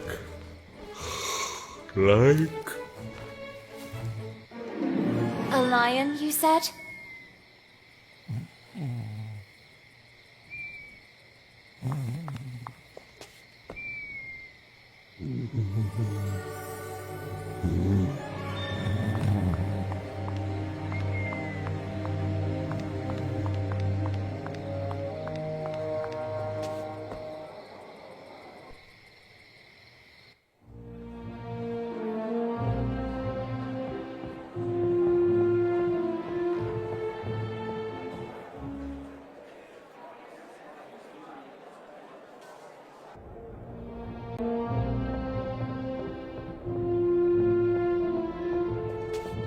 Miss?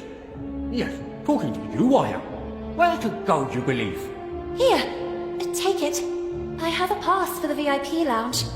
I hope you'll be kind enough to let me pass. I would be very honored to pass you to him. But I mean, you may pass.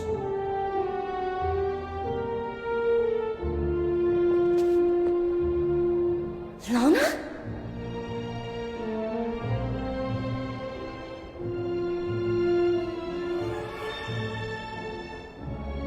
Miss Benton. You look even more radiant in this dress. I hope you like it. Would you favor me with a dance? I really admire your rebellious nature. Thank you. Nevertheless, on your beautiful face I still see sad eyes. Are you not happy? Oh, well, yes. I think so. Such enthusiasm. What troubles you? Tell me. I do not know. I'm worried about a friend. I understand. I should have the strength and courage to let go, but I can't. I also don't know if I'm doing the right thing. You mean standing here by my side? No, it's not that. You are a good man. I just don't know if I'm ready for this. Or if it's really what I want. Maybe it's just the fear of growing up. Well, that is natural. Now let me ask you a question, so that you can really discern if this is what you want. And that is? Miss Benton, could you imagine yourself next to me? I have never thought about my future that way. Not yet, at least. And I just can't think about the future when the present still has so many unknowns. Honestly, that is not the reaction I expected. And what did you expect? I don't know. I can't say that I was expecting enthusiasm exactly, but at least a little gratitude. Gratitude? Well, you see, I chose you above all! Oh, so just because you're a good match and out of many you chose me, I should owe you gratitude? And why me and not the others? What will happen to those who don't find a husband tonight? Or those who simply don't want a husband? And what will happen to all the others that don't fit your standards? Miss, I beg you. What will happen to those who simply want to decide for themselves? There are rules. Rules dictated by whom? Who decides who we should love, how to dress, how to behave? Why can't our distinguishing qualities define us? Miss Benton, this is how the world works. This is how it is decided. What is the point of having dreams and aspirations, aiming for a better future, if everything is already decided? What is the point of having a voice if no one knows how to listen to it? Let your voice be heard! Let your voice be heard, girls! Marcel, stop! You're making fun of me. I thought you liked my rebellious nature. But now I understand why. You hoped you could tame me like you do a filly. Twitty, my heart! Who is this slob you're with here? How could you replace me like this? Who are you? You scoundrel! My husband suspects us, and you go flirting flower to flower. Little duck from my pond, how could you betray me? My good man, there must be a misunderstanding. I don't know your lady. Basie, you're back. My dear gentleman, I demand a duel. Buttercup, I'm so sorry, but Twitty and I are one now, and no one will ever be able to separate us. I love him! Duel, duel. Thank you, Basie. Thank you with all my heart.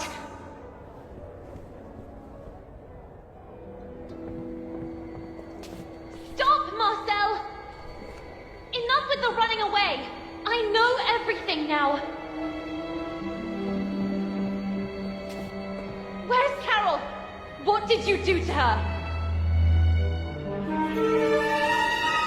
The little girl couldn't believe her eyes. You're a girl. I'm just Marcel. What happened to Carole? That's what I'm trying to understand too. But the other day, what were you doing near the theater in the basement of Bunny Hall? I saw you. I was stalking a shady figure. There was a nauseating stench down there. They were throwing things into the fire.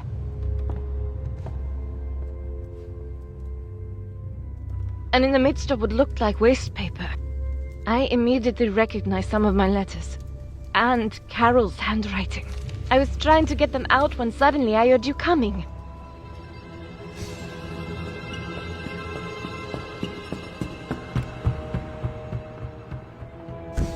But then you two... how? My parents sent me here from France, to my uncle's house.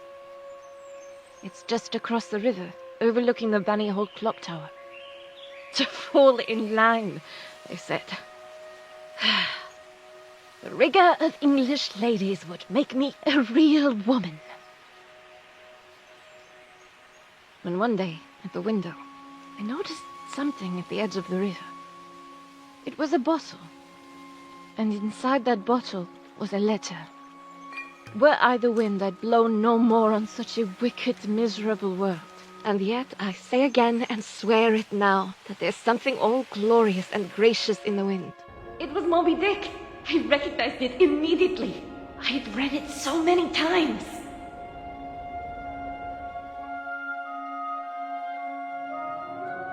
So I decided I would find out who its writer was. And so it happened one day, on the occasion of an open-door event. A reading group meeting was being held at Bunny Hall. And then, she appeared. Were I the wind, I'd blow no more on such a wicked, miserable world. And yet, I say again, and swear it now, that there's something all glorious and gracious in the wind. It was her. It was Carole.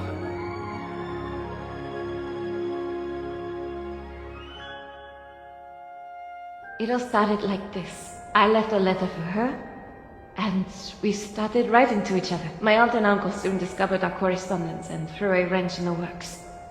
So Carole put her messages in bottles left to flow along the riverbank. I slipped mine to her among the newspapers sorted at Bunny Hall. And then what happened? We planned to run away together and join the suffragettes. I was waiting for a message from her unusual bottle, in which she would establish the time, the method, and the signal. But that message never arrived. That letter! I saw it! It was in the flames! Someone must have found it and made it disappear, trying to cover up everything else. But who? What do you think really happened to her? Nothing good, I fear. Especially after finding these in the heater. Carole's glasses. Then you took these out. One moment. Now I remember. It's not the bottom of a glass, but the missing lens. Vicky and the others were right then. Frank. Duel. Duel.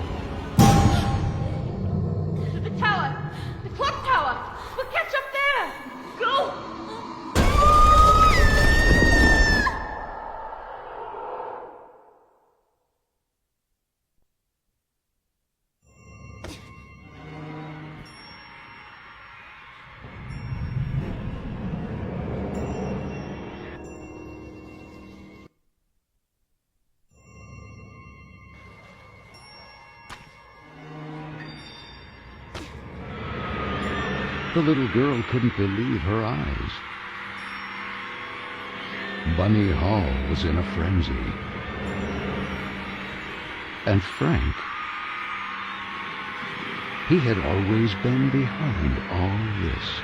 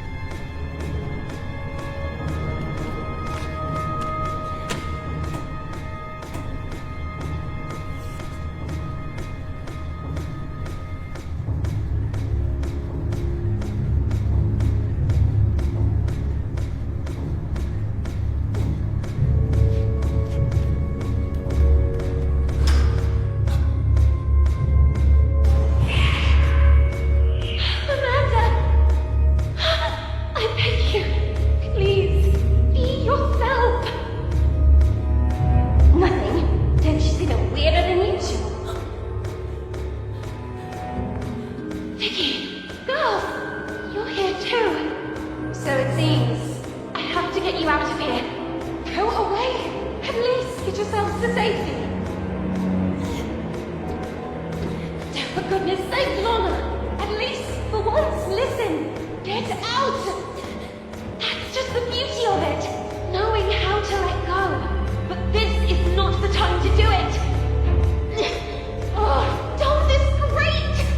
By the way, this is Amanda's.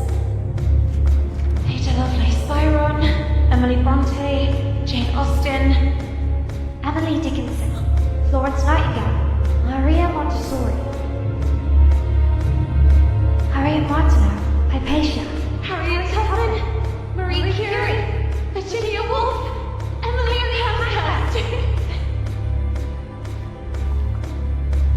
Amanda, you're back! I am sorry.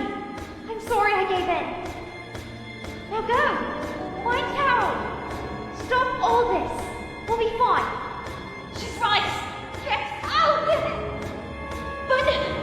Lana, I won't forget. Now go! Quick! Find Carole! Save Corolla!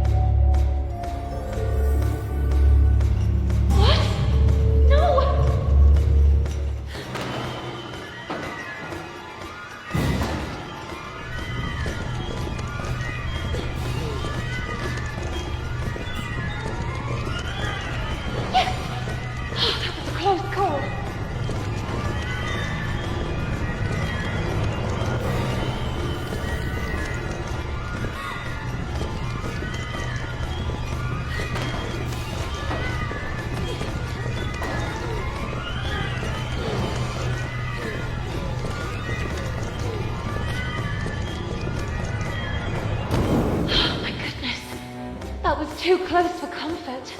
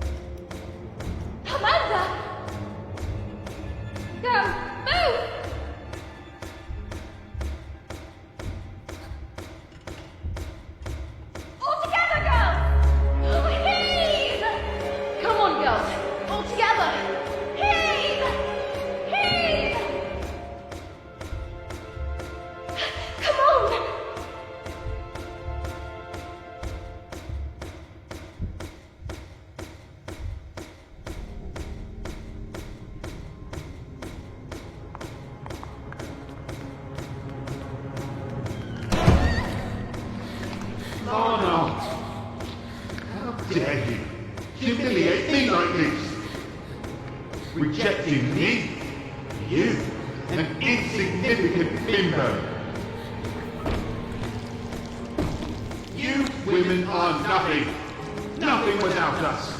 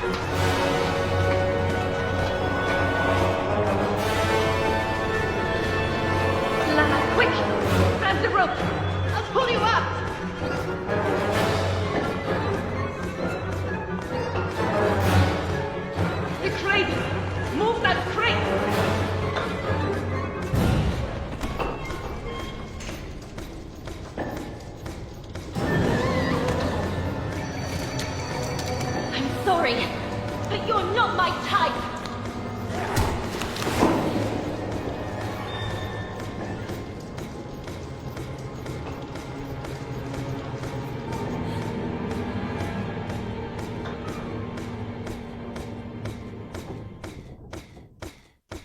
Vanna! You did it! Miss Benton, are you okay?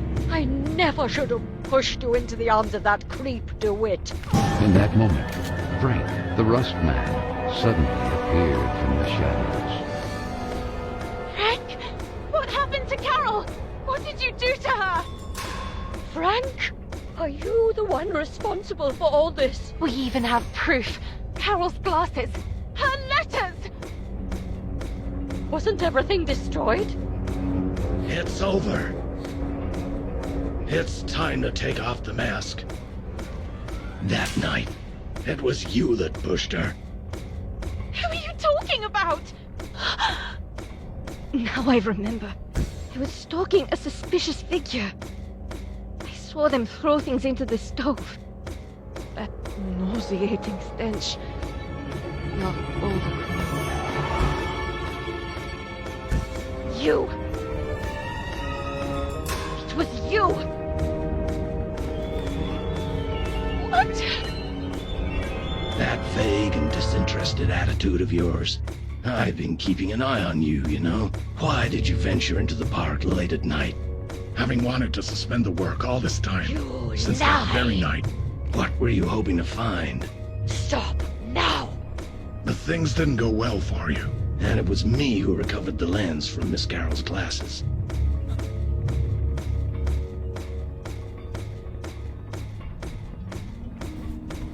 I know how much she meant to you, Miss Lana, and I'm sorry. I'm really sorry. It was an accident! Miss Hinman! And you couldn't just let it go and behave like a lady. Not even the advances of a rich young scion persuaded you to give it up. The best any woman could aspire to nowadays. I had no such opportunity, but you did. And you threw it away. Carole, Carole, Carole! Always Carole! And that other stupid girl. She went looking for trouble.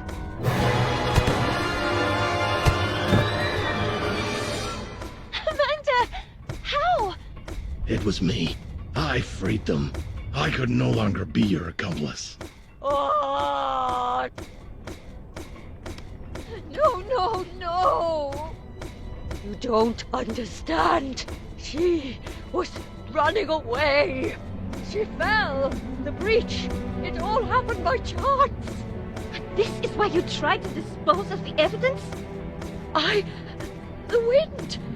If it hadn't been for that damn storm, I would have already recovered everything, and in time. Swept away. And who knows where all that other waste paper ended up? It's really true. There's something all glorious and gracious in the wind. You have to understand me. If the matter had come to light, goodbye to the corporate collective. Goodbye to all this. All this? Do you really believe that all this is what we really want? Reduced to slaughter animals? Locked in cages?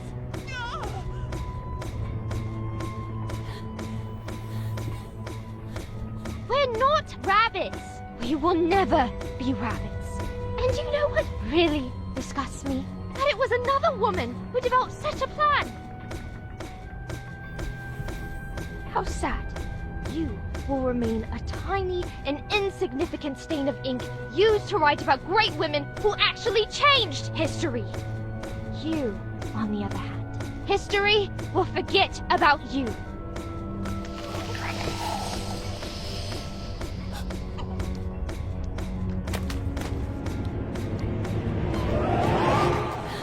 Let her go.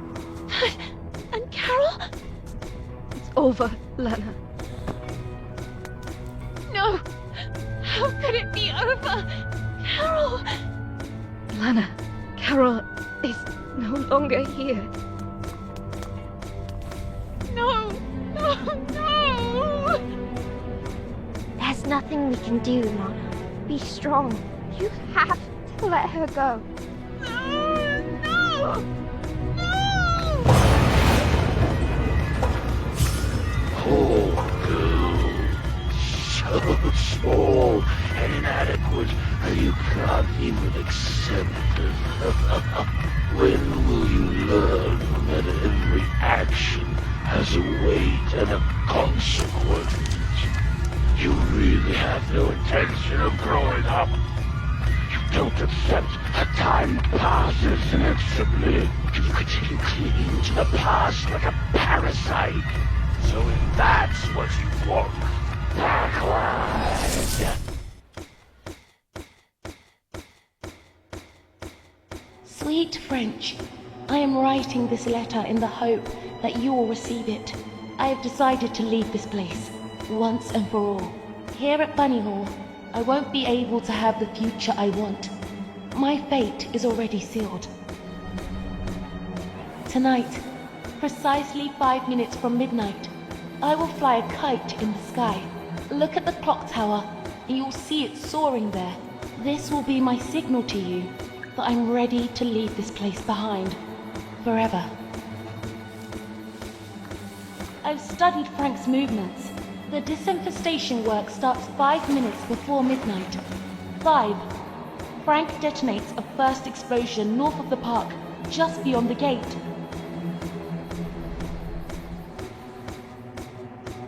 4. This time, there'll be 2 explosions, one in the east and one in the west at the same time. 3. Finally, one to the south on the far side of the park.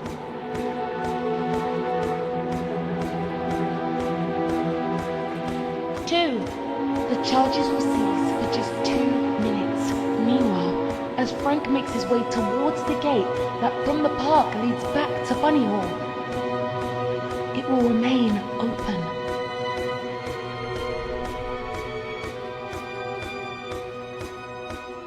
Two minutes from midnight. Just enough time to get through the gate and go all the way to the south side of the park. And finally away forever from Bunny Hall.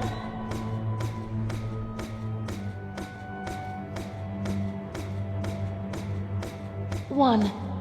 Frank will close the gate behind him. That will be the point of no return. Carole! What do you think you're doing, miss? No! Please! What is all this nonsense? Sweet French! That letter! How? You couldn't really be planning to run away like that. I've already arranged your transfer. I gave my word. I beg you! You are grounded, young lady. And thank the heavens that I figured all this out just in time. Enough now. come back immediately! I won't say it twice! I beg you! Let me go! You are a disgrace! No!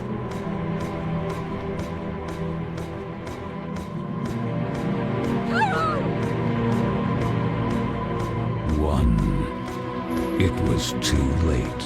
Frank had already begun to lock the gate leading to the park. No!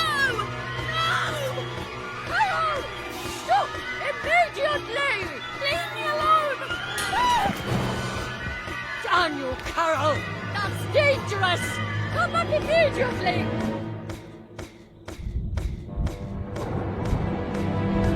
Carole! No!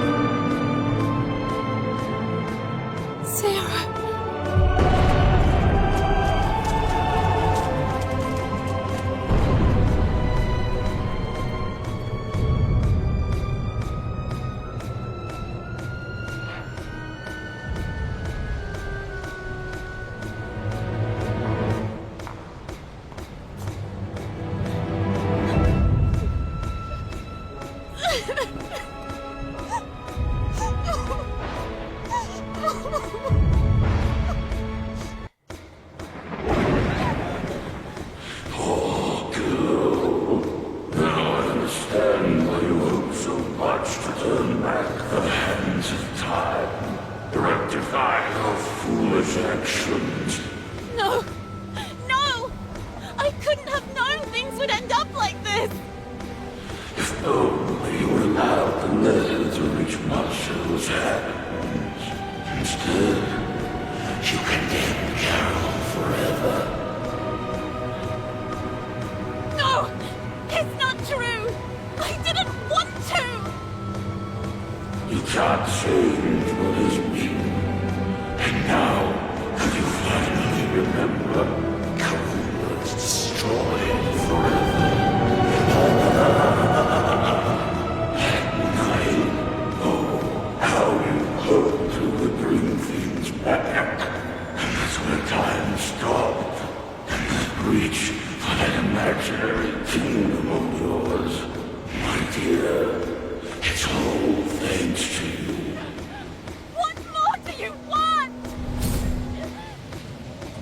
You, Carole, regardless of its status, the kingdom is still yours by right.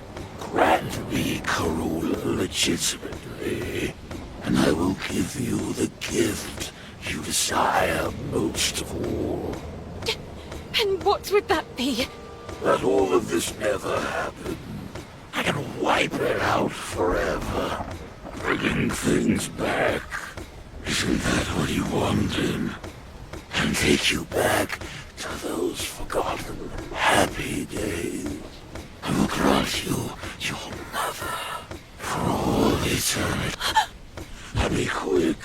The clock is ticking furiously. My mother?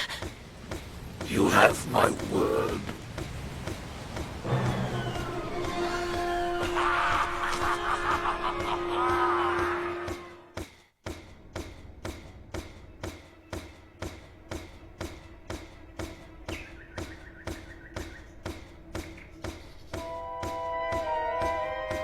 The little girl came too. The place immediately seemed familiar to her, and she began to look around. Yet her memories before that were hazy, so much so that she couldn't explain how she got there.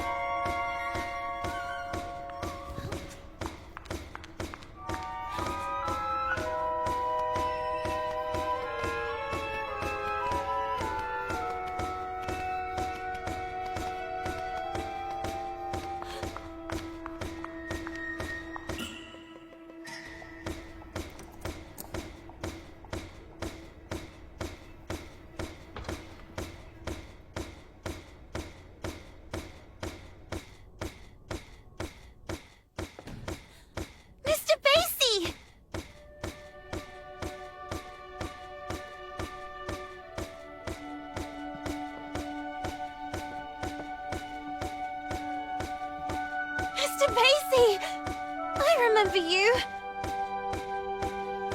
Merry Christmas, my child. Mum!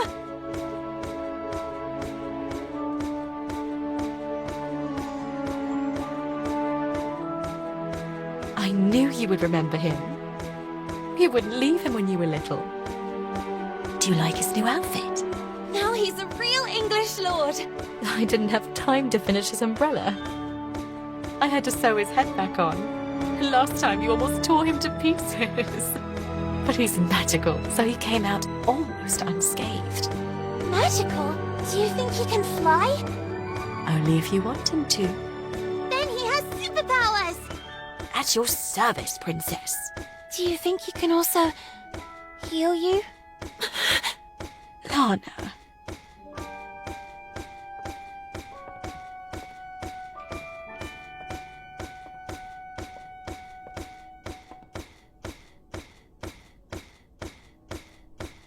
Whatever happens, never keep clinging to the past, trying in vain to change it. People move and places change, and that will be the day you'll really know who you are. And you will learn to accept that time passes, that things change, and know how to let go.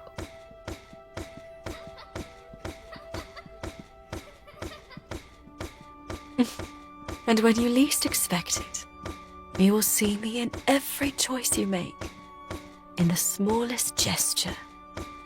Even if the sails aren't hoisted, it doesn't mean the wind isn't already blowing.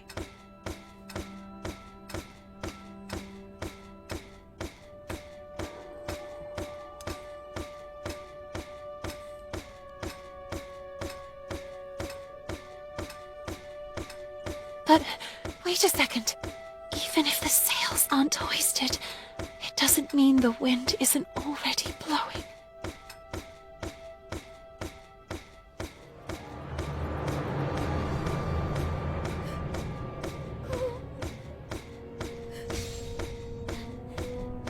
Let me go! Miss Benton, you must come with us. No, please! Mom! The umbrella is not finished yet! Miss, it's too late, and you should accept it. Your mother is no longer here. You have to let her go.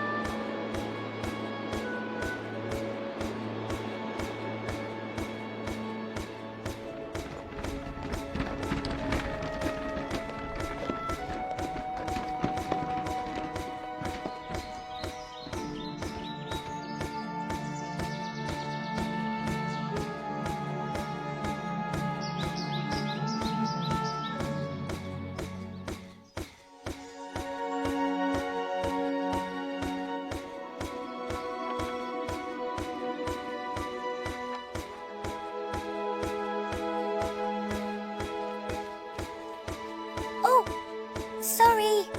That is fine. Hey, you're new, right? I'm Carole. Lana. I know, I get it. It's hard at first, but in time, things will get better. You'll see. Moreover, have you ever seen an estate with an enchanted park? Enchanted? Oh, yes. Carola. It's full of trees, roses, and cute rabbits. Come on, then. Follow me. I'll show you.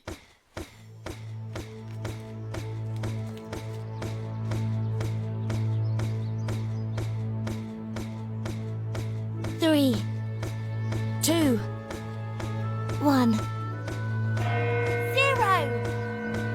Isn't it beautiful? Yes.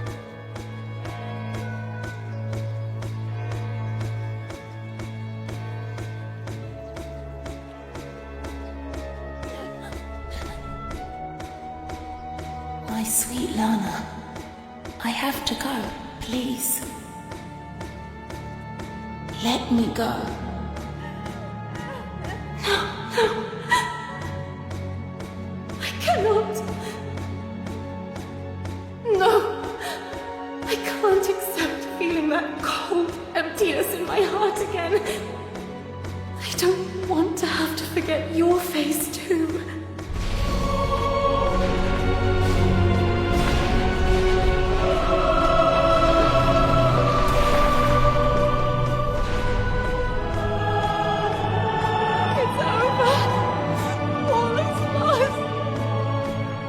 No, not while you're around. But what could I possibly... People go, places change. One day you'll learn to accept it. And that will be the day you really know who you are. And that day is today!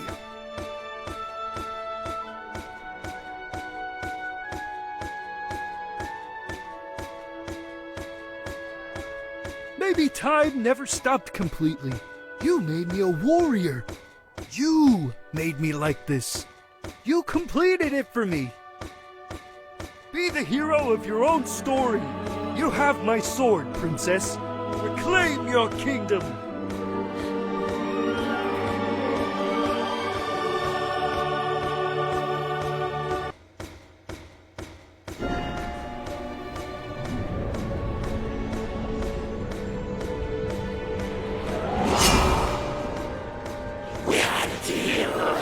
Well said. We had. I was wrong to allow you to corrupt the memories of a kingdom that I myself created, and in which I took refuge, as if in an eggshell, unable to accept my actions, or that time passes whether you wanted to or not.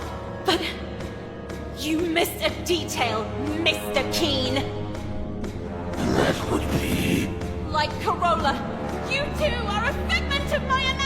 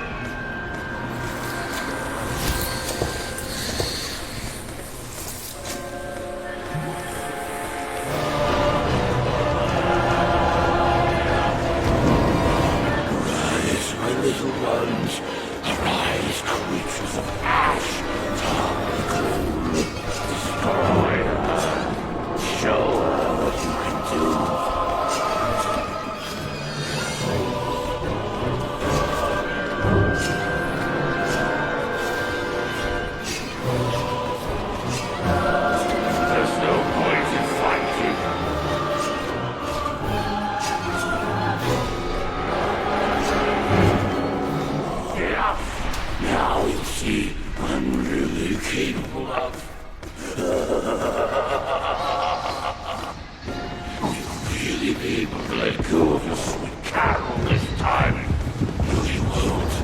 Your selfishness killed her. You didn't do it before. Why would you now? And yet she was ready to leave you.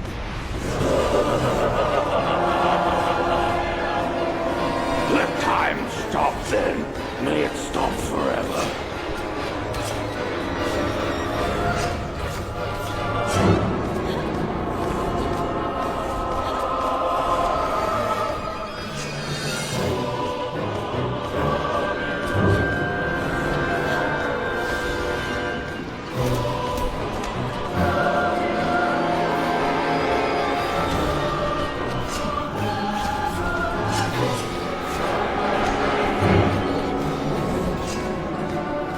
There's no point in fighting.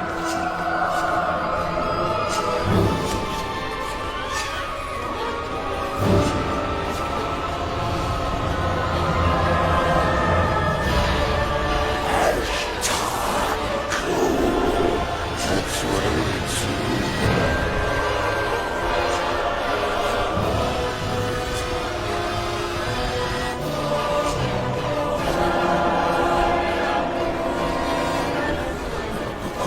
You seriously think you can defeat me?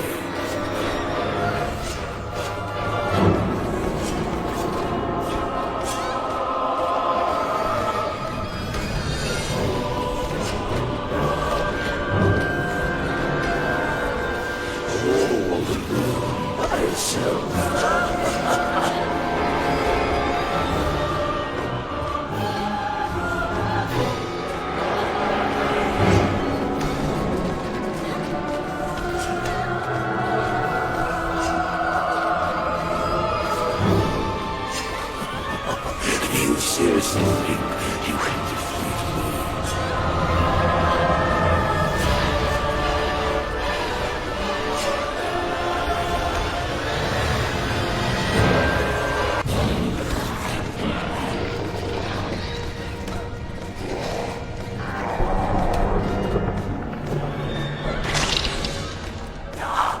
Storm, it won't change what happened anyway. It won't change what happened to Carole.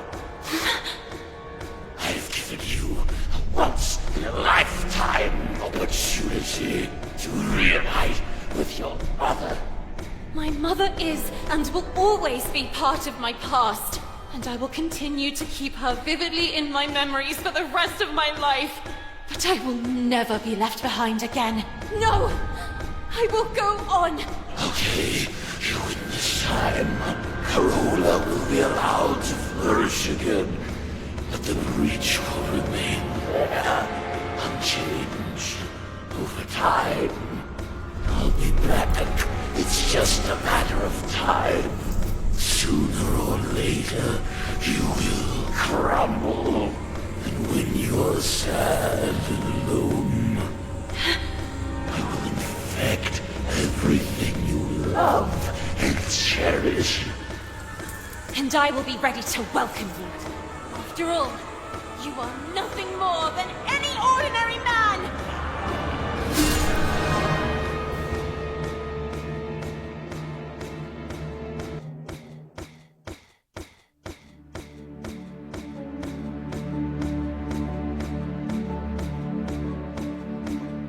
Why do I feel like I'm reliving a moment I've already lived? You, me, on this bench? All of this. Acey, I'm sorry. It's my fault. Carola, it's too late. It's never too late. Look, there is no seed that goes to waste. If it thrives in a freshly bloomed flower, so Carola will flourish again. And I, with you by my side. No, Princess, you said it right. This is not your place. It's time for you to return home. To your real home. It will be up to me and the other spirits to restore the kingdom of Carola to its former splendor. The time has come to say goodbye. A handshake and off we go? I really don't know. Goodbyes have never been my thing. And what if you need me? I know you'll always be there, because I can feel it strongly inside me. And now? What will you do? What does such a small and inadequate girl do in a world made of ash, tar, and coal?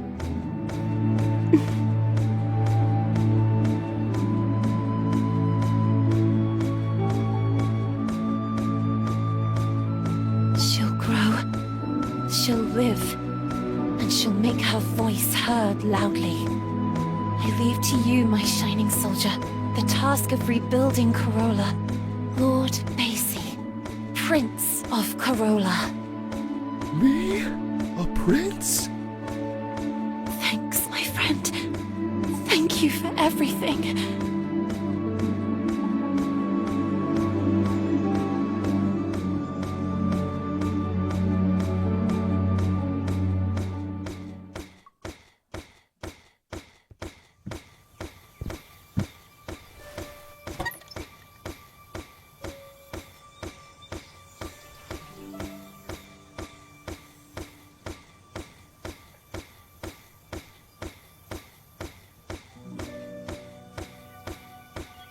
Sweet Lana.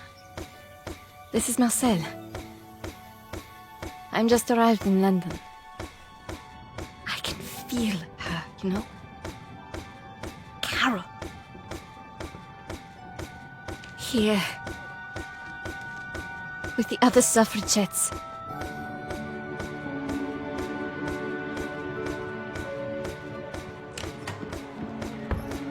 Ready?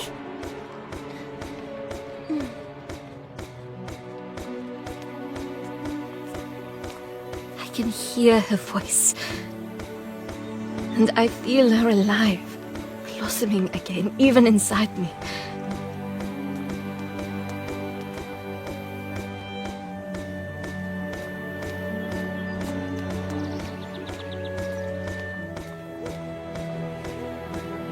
It really is true.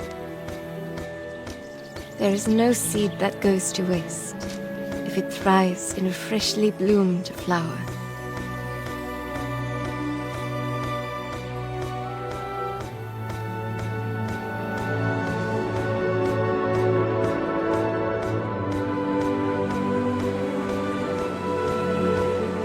Hope to see you and Amanda again, and that you may soon join me in London. It's true that here on the streets when the wind picks up, it's frigidly cold.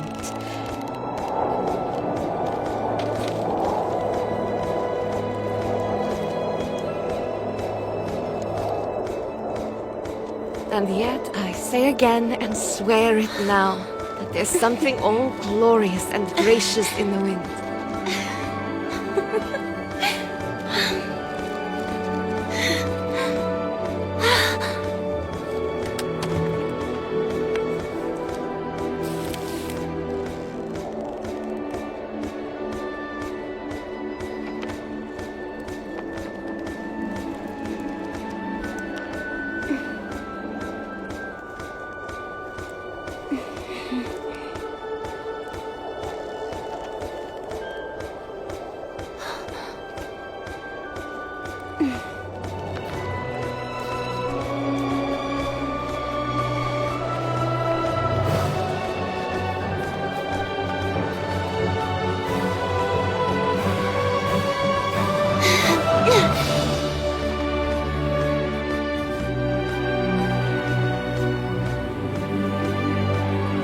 After all, what did Carole always say? When things don't go the way we want, try to see them from another perspective.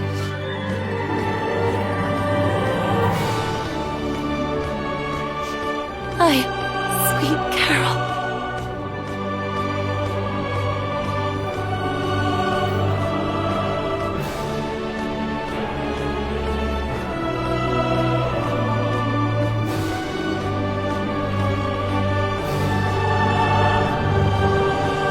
It all starts and ends with a girl, too small and inadequate, for that world of ash, tar, and coal where she was born. After all, in a world furiously ticking away like a crazed clock, what can a little girl do?